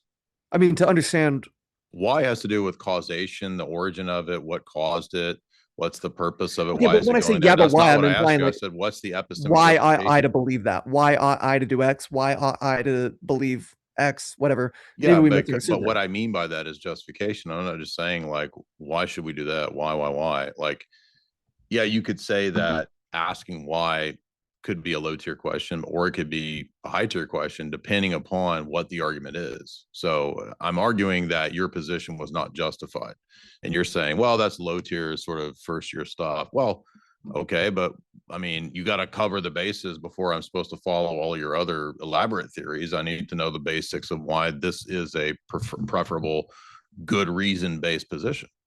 Yeah, but I like I argued, everything bottoms out in circularity, and I think I saw a debate with you, some guy with the last name Thorne. I'm probably getting that wrong. Where you even conceded, you're like, yeah, circular arguments. Yeah, I subscribe to circular. I conceded that to you. Yeah, so like the presence of like there eventually that means that there's not got to be another way to resolve those. That's what a transcendental argument is. That's it does not mean there has to be another way to resolve that. That is not what that means.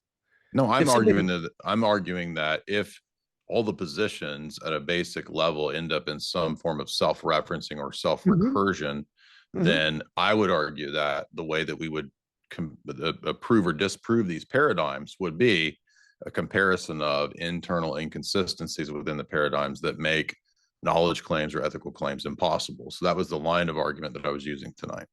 Can I ask you, wait, man, we probably have too many chats. Can I ask a question? You can say no. Is it? Thank you for telling me what I can and can't say. not you, the moderator. Moderator. Oh yes, it is your platform, Jack.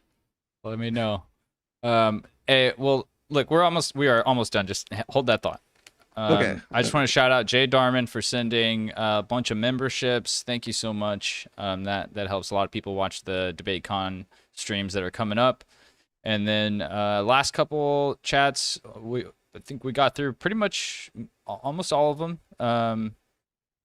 We got, I think, 2 left. So Dukuji for 5 says, I feel like Jay was kind of ambiguous, but that was amazing. That's a reference to the Jesse Lee Peterson interview I did. Oh, yeah. I haven't watched the whole thing yet, but love Jesse. Abstract YT for 5 says, what are your thoughts on nihilism? They seem to have reason that have different motivations than your reason. Who's the question for? Anyone? Probably you, Jack. Repeat the question. What are your thoughts on nihilism? Oh, yeah. I mean, obviously, you can answer first. I mean, as a Christian, obviously, I'm not a nihilist. I do appreciate aspects of, say, Nietzsche's philosophy, and I think we can agree to some of those critiques of the weaknesses within Western civilization. But I don't think nihilism itself is ultimately freeing. I know that many nihilist philosophers argue that it's a pathway to sort of freeing oneself. But I think as a Christian, I would recommend, there's a great Saint Seraphim Rose wrote a book called Nihilism, the Roots of Modern Revolution, and he does a very good presuppositional critique of leftism and socialism kind of leading to nihilism as a dead end. So I would agree with that. I'm an anti-nihilist. I'm not a leftist, but I am liberal left of center. I guess that wasn't political. I guess you were talking about like the sort of leftist is in the tanky sense, which I would, yeah, I would probably agree leads to nihilism. Yeah, nihilism is dead end. It makes you forfeit your duties to society. It also makes you forfeit your duties to yourself. Under nihilism, you have no incentive to take care of your health, to better yourself, to seek knowledge, to seek self-improvement, to worry about being logically coherent. You have none of these reasons under nihilism. I think Jay would take the position that anything secular naturally leads to nihilism, but I would obviously disagree with that. I think you can have optimistic reasons and normative reasons to not be nihilist. But yeah, I think me and Jay might be able to somewhat meet in the middle and say relativism and nihilism and absurdism are all dead end, immoral. Even if you think you're being amoral, you're being immoral to your duties. You're forfeiting your duties to help others and to be serving others. Okay, I found a It's bad. couple that I missed here. Real quick. Phil Slop online before you guys get into philosophy, like you guys think philosophy is like reading Nietzsche and like start anywhere but Nietzsche. You're Like talking do to chat? anything. Yeah, Oh. chat. Just don't like you can read Nietzsche, but like he got sick halfway through and his sister started publishing shit. Like Nietzsche's not, I mean, Nietzsche's philosophy, but it's like you can't just like read Nietzsche and the myth of Sisyphus and think you're doing philosophy. I'm All sorry. right. I'm sorry. Glad you I'll got that gatekeep. off your chest. Jay Yeah, Darman for 5 says, Jesus. Jack, please point out the insane disparity between old TM ethics or maybe that's Testament ethics and what we recognize as real ethics today. I think this is important. What was the question again? For who? Old Testament ethics For Jack to and- point out the insane disparity between Old Testament ethics and what we recognize as real ethics today. He The thinks fact this that anyone anyone trying to live a common life that they would have been living in the Old Testament would probably get you arrested or thrown into an insane asylum today. The idea that like kill your kid or sentence your kid to death if they disobey the parent, or if you're caught picking up sticks on the Sabbath, you probably ought to be killed. Or if your cult leader goes up to the top of the mountain and starts talking to the clouds and you're building a gold cow, then the earth should open up and you should be swallowed up by an earthquake.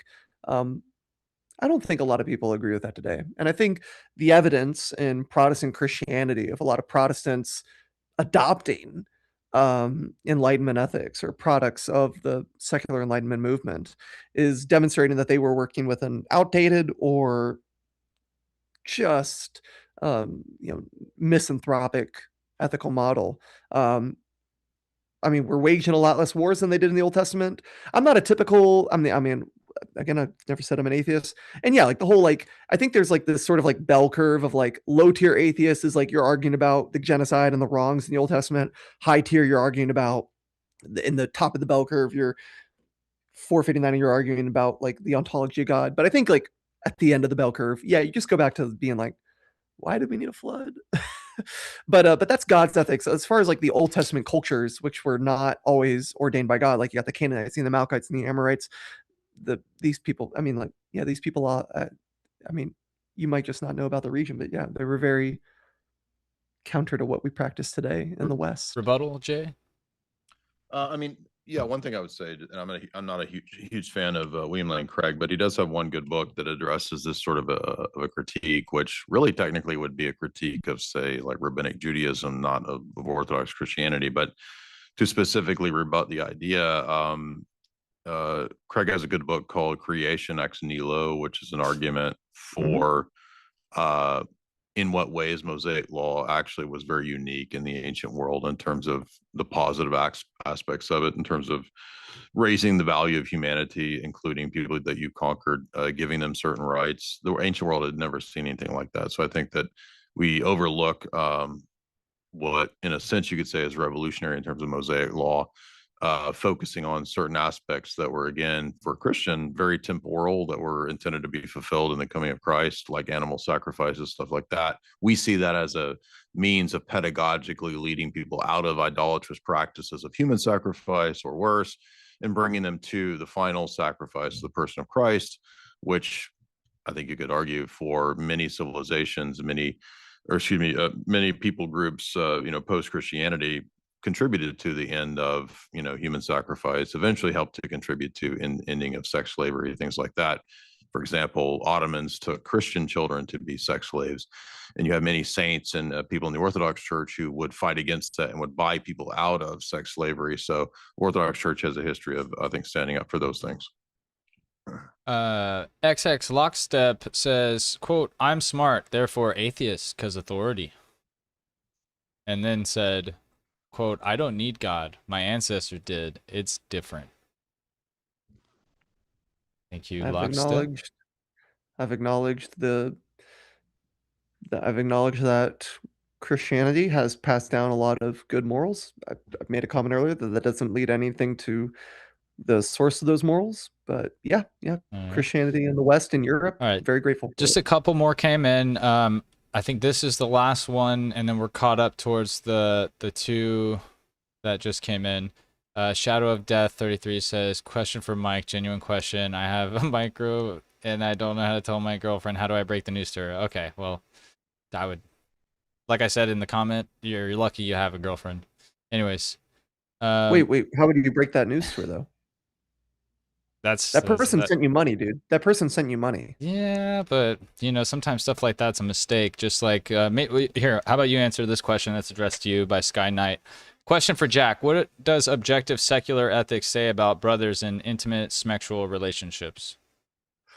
Well, one that would, it's a good question. I've heard this before of like, I think Jonathan Haidt in his book The Righteous Mind or something like that talks about, what do you do about two consenting siblings that wear protection and ensure that they won't have any STDs or whatever committing incest?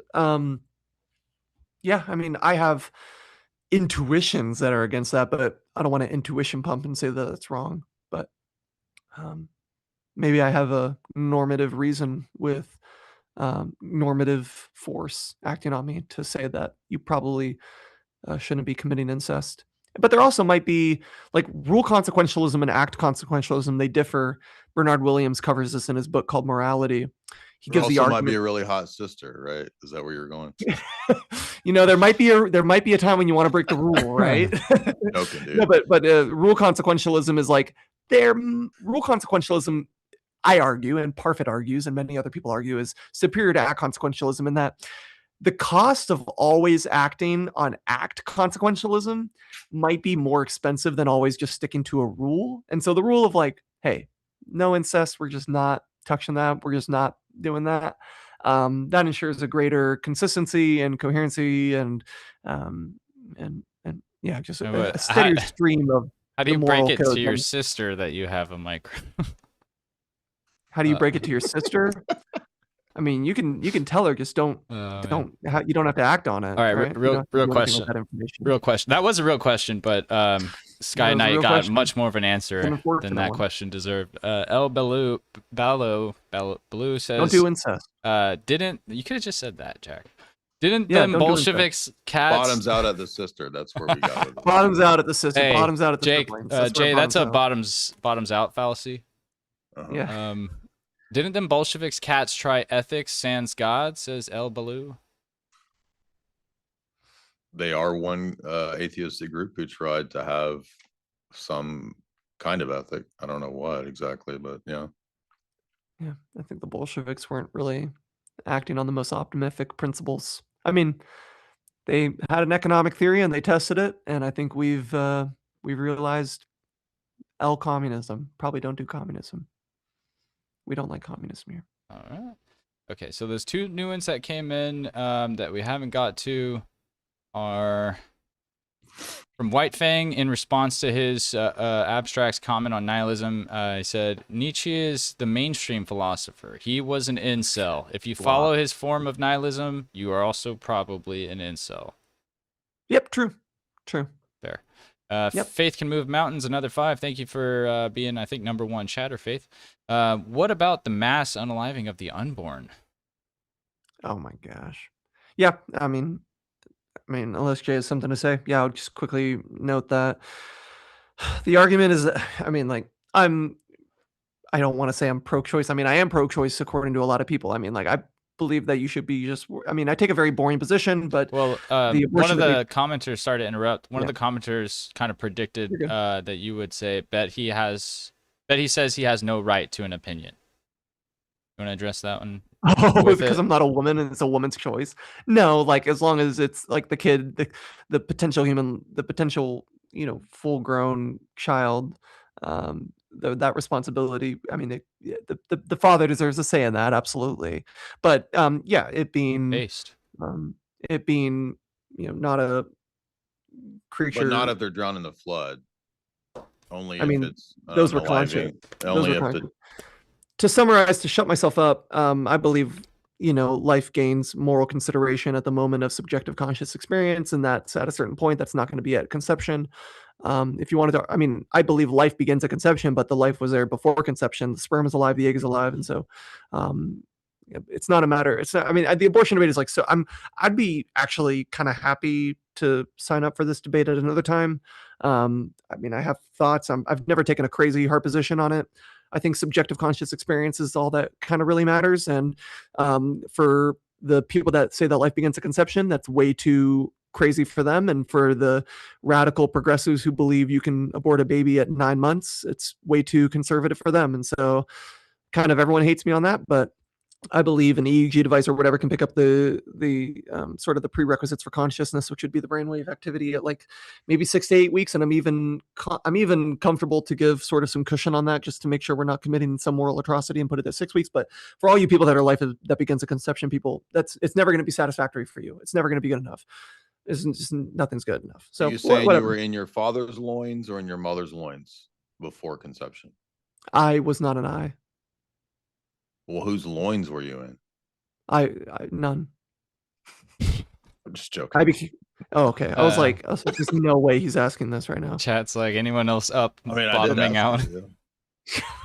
Is it bottom out at your mama's loins or your daddy's loins? Okay, bottoms out at maybe you come out of your mama's bottom. Maybe you was a butt baby or something. I appreciate y'all's time. 3 more came in, so the only one I really ask that you give maybe a serious thought on would be this one for 20. I have no time limit. I understand that, but I gotta I'm go just happy to be here. to bed No, you don't, man. soonish, like within the next hour or two. I don't want to go 4 If more any of y'all hours. want to play Satisfactory on Xbox with me, you can message me and I'll add you. I need people. I got a Dude's trying to get PlayStation. laid. I got a Dude's PlayStation. just trying to get laid from the chat. Hey, I'm married. I'm married. That means you can't be trying to get laid, dude.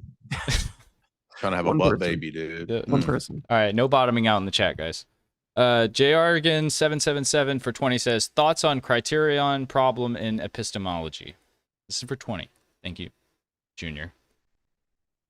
I don't know who that's for. I don't know what the criterion problem. Yeah, I mean, I thought about. I've got it in my notes at the top to discuss Chisholm and the criterion problem, but we didn't end up going in that direction. So, I mean, technically the debate was supposed to be ethics, so I felt like it wouldn't be super fair to try to immediately go into epistemology debates, but he's welcome to give his view on it.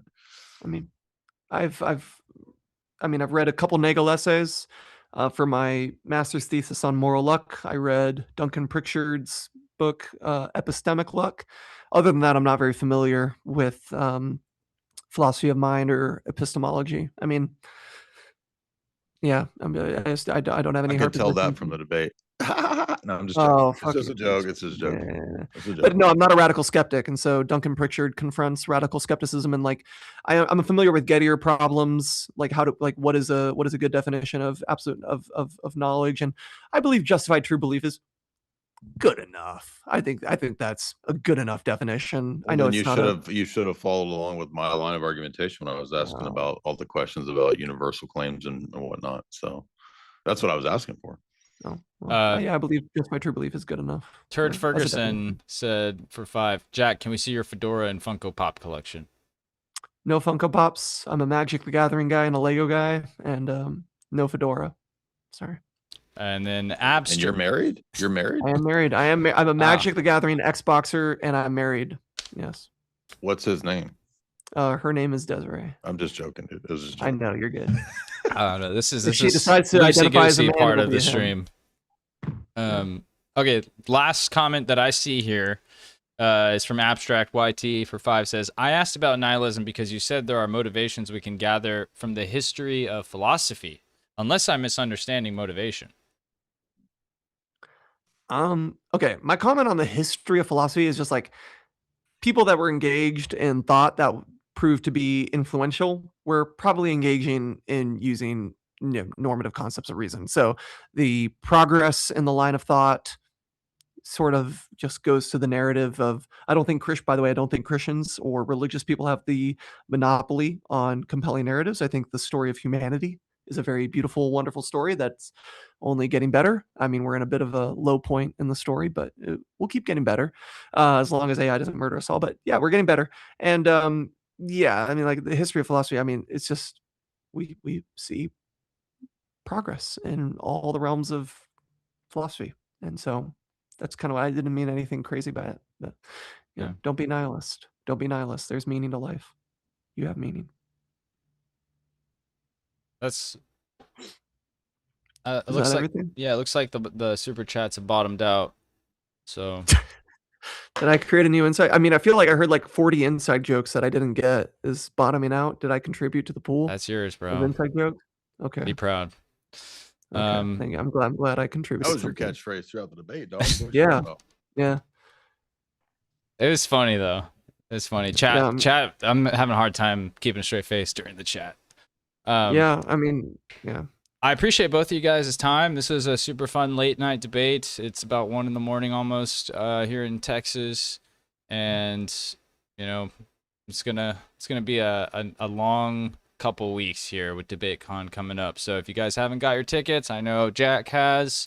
I know Jay's gonna be debating there, so you guys can come hang out with us at DebateCon, and see some really good debates. I think this is gonna be interesting. You know, obviously there's been 7 debate cons before this, so there's going to be a lot of arguments that have probably gotten refined over that time, and you know, you want to hear what the latest update on it is and how it gets either defeated or can't be contended with. This is going to be what you want to come see or become a member on the stream.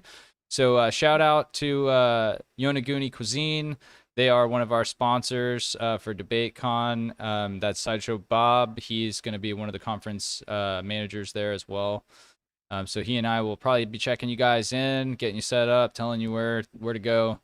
And then we also have, if you would like to debate Jay, email us. We'll see if you're a good fit here. That'll be That's for like a 1-on-5, 1v10, right? yeah. So there, I think it's gonna be July 27th is what the ad card here should say on the screen right next to me. And so we do like a surrounded kind of series thing, like similar to the Jubilee style, except it's going to be filmed, I think, 1-on-1 each time, and then the next person comes and sits and either picks up the argument or keeps going. So it's really cool. We did it last year in Nashville, and then I don't think we did it in Houston because it was more of just a one-day event, but this should be cool. So email us, or I think there's a link also.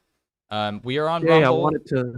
I wanted to be a part of that, Jay, but the topic just looked too damn boring to me. So I don't even know what the topic is. What is the topic? it's like is Orthodox the true church or something Oh, like that? okay. I don't know I forgot what he chose. Well, there's a Something lot of like that. there's a lot of Christians that are probably going to be at DebateCon, so it's a good opportunity to clear up the distinctions. I think that, you know, Jack, you might want to look into it a little more if you hadn't, because you talked about Protestants a lot, referencing almost all Christians. I know they're a majority, but it doesn't really work with views like Jay's or people's, you know, who are a little bit more nuanced, when you can't generalize it. So it doesn't give him anything to argue against. But other people showing up will have those distinctions to argue with. So that's what's going to be interesting to watch. And then the last thing I want to say, guys, is like the other channels, we now are multi-streaming on Kick, Rumble. I don't know if we're on Facebook Live, but it might be. We are on a few other platforms like TikTok for clips. And then the very last thing is a shout out to Main First Project and the Roar Project. Those are both also big sponsors for DebateCon 8. They like to see these arguments had, because there's a lot of different things happening in Maine specifically that affects a lot of politics around the world or around the country. They're just kind of a epicenter for where it starts. You said policy-wise. Maine? Yeah. Interesting. Speaking of that, real quick promotion. Monday, my interview with Tucker comes out. So if you guys are interested, it was a wild 2-hour interview. So check out my Tucker Carlson interview, because we did it in Maine. So that'll be out Monday. Yeah. Any other things you want to shout out, Jay? I was about to turn it over to you guys to do that shout out spot. So go ahead, tell us your channel, what you're featured on weekly, things like that. Yeah, Jay Dyer on YouTube. I host the Alex Jones Show every Friday. We just did that. It's up on X. You can follow me on X. Same name, Instagram, everywhere else. And then yeah, Monday will be the big Tucker episode dropping. Awesome. All right, Jack, go ahead, do your shout outs, brother. Yeah, you can find me on Instagram at Jack Sezer, and then I write semi-regularly, like once or twice a month on Substack. It's kind of hard to balance with my school writings. And so I'm on Substack under the title Veridical. And then I also have a podcast called Veridical, where I bring on guests that are a lot more impressive and a lot more worth listening to than myself. And so I have guests on there. I hope to have this debate on my podcast, but yeah, yep, I'll try to rip the audio for you if you can't just download it if from you can. YouTube. If you have YouTube Premium, I think you can just download both parts. I'll figure it. We'll figure it out. Someone will give it to me. Yeah, for sure. But yeah. So Substack and Substack, social media. I'm not crazy on social media, but you can reach out to me there. But yeah, Substack, podcast, YouTube, things like that. Oh, and then I'm very, very small. So if you want to reach out and talk to me or confront me, and we can set something up. But yeah, but I'll also, like I said, I'll be at DebateCon, and so we'll see you there, man. I'll just be a guest. Yeah, you can come up to me, say hi. Sorry, I'm trying to not interrupt. I thought I was the end there. No, But Jay, I apparently, according to chat, I'm a fed for hosting this debate with you. Well, welcome to the team. We're glad to have you on board, and we're gonna give you all your MK Ultra mind control initiation very soon. I'd like those BB coins. But also I'm Russian, so I'm a Russian KGB agent, so you get Putin coin with me. I mean, that's my daughter's Russian, so it works out. But the other thing is, how dare you be friends with Alex Jones? Oh, yeah, that was Brian Shapiro's argument. I thought that was funny. It's not really an argument. Bottom line of argument, just how dare you? Like, you don't host Alex Jones. Yeah, he is on. Yeah, the Alex Jones show. Literally just hosted it today. You host the guy, Alex Jones? You host that guy? No. He's on his show. You know how Alex Jones hosts other people? I'm a fill-in host, and I host the 4th hour for Alex Jones. But it is the Alex Jones show. Yeah. Yeah. I mean, how many are there? We all know who Alex Jones is. Well, Jones is a popular last name, but okay. Yeah, that was interesting. No, there's debate, only guys, one guy in the world named Alex Jones. There's just one, and it's that guy. Is there? You a big fan of Alex Jones? Are you a fan of him? I mean, I've been hosting the show for 6 years. Yeah. That doesn't tell me if you're a fan of him. Well, I wouldn't host a show for a guy I hate. I mean, so yeah. Oh. Sure. Before we go, Alchemist Sense 5 and says Vatican Catholic on YouTube did a great video on Jay Dyer's career if you want to see his rise to fame. They've debunked me, right? Got him. All right, guys. Well, I appreciate y'all's time. If there's anything else coming up, feel free to say it now or forever hold your peace until you're back on the channel in a couple days. And then Jay, I would go ahead, Jack. I'm very young in my academic career. I start my PhD this fall, and so I'm sort of in the beginning phases of sort of developing some ideas that I can actually claim are my own. And I have some thoughts I would love to keep debating you on. I'd love to debate you on free will, I think. And then I would maybe on free will. Yeah. Does he have a choice? You don't believe in free will? I don't. I'm not crazy our position, but yeah, I think it's very hard to defend a notion of free will. I think it's a very, very difficult thing to do. And so, but you think we have ethical obligations and duties? Yeah. I think you. But we don't have free will. I think you can maintain both. Okay. Yeah. You see, that's the primer. That's the primer for another conversation. All right. By the way, here's my me hosting Alex Jones today. You can go watch it right there. Oh, Jesus. You seemed incredulous. I mean, can I just real quick, like, do you think 9/11 was like an inside job? Of course. And then do you think Israel runs the world? Do you think Jews run the world? I think that there's a combination of various elite families and oligarchs and combines yeah. that rule the world. No, I didn't just say, I said a combination of families and elites. I didn't say it was just one people group. Huh. Okay. That's a little I mean, special. we can Wait. debate that. We can debate that as well. Wait. Like, was COVID real? I mean, it was a real psyop. Okay. No, this is all interesting stuff, guys. Very interesting. I don't want to rush you Well, let me out. say Yeah, before no, we go, no. I was just if gonna he- say I don't want to rush you out. I'd like to entertain that. If he wants for to a do a little bit. debate on like geopolitical conspiracies, or are there elites that have a significant amount of control? I don't think they run the whole world, but one of the things I do on my channel is I lecture through the writings of the elite to prove that thesis. So I'd love to have a debate on that sometime if you want to, because I get tired of the theology debates. I don't mind doing them. I've just been doing it for 10 years. So I'd love to debate something like geopolitics with you if you'd like. I mean, I can imagine getting tired of the theology debates. I'm not super well versed on all schizo theories, but I'm very anti-conspiracy theory, and Well, so I mean, even if it's only on Jay's channel and not on MDD, maybe you guys could, Jack, you could go get, some sources together that you think disproves some sort Yeah, you of can do it cabal on my channel. Sure. in any circumstance, whether it's Jewish or not. That is centralizing power in a secretive way, and then Jay could show Yep. you his evidence. That would be really awesome. I haven't streamed on we my can own talk personal about channel it. yet too, so I mean, I'd also love to host that too and just ask questions to both of you. Sure. Everything about that is just a fascinating topic. I mean, you're over there giggling, dude. I mean, we've lectured through 70 books from. It's power more elite. it's more depressing and soul crushing than it is funny. It's more of a nervous laughter than yeah, it's more of a I'm gonna put it in my mouth and pull the trigger kind of thing. Whoa, buddy. Sorry. Let's keep the channel up. Sorry, But guys, sorry. seriously, awesome, Okay. awesome way to end this. Thank you. Jay, I'll message you on X. Maybe we can pick a date and just work around it. But I know we got the one on 510 or for his thing. Well, the one on 510, I think there is a date. That's July 27th. Okay. So you'll get an All right, email cool. about James regarding anything on that. Sure. But yeah, you two, working around the debate con schedule and other stuff you got going on. That's what I'll message Shout you out to about. the chat telling me to do it, by the way. Yeah, everybody's encouraging you, so it's really funny. To kill myself, by the way. No, not to do that. Don't do that. No one's saying to do that. Oh, okay. Yeah, you guys, thank you again. Everyone go check out the debate if you are just joining us now. Rewind, it's awesome.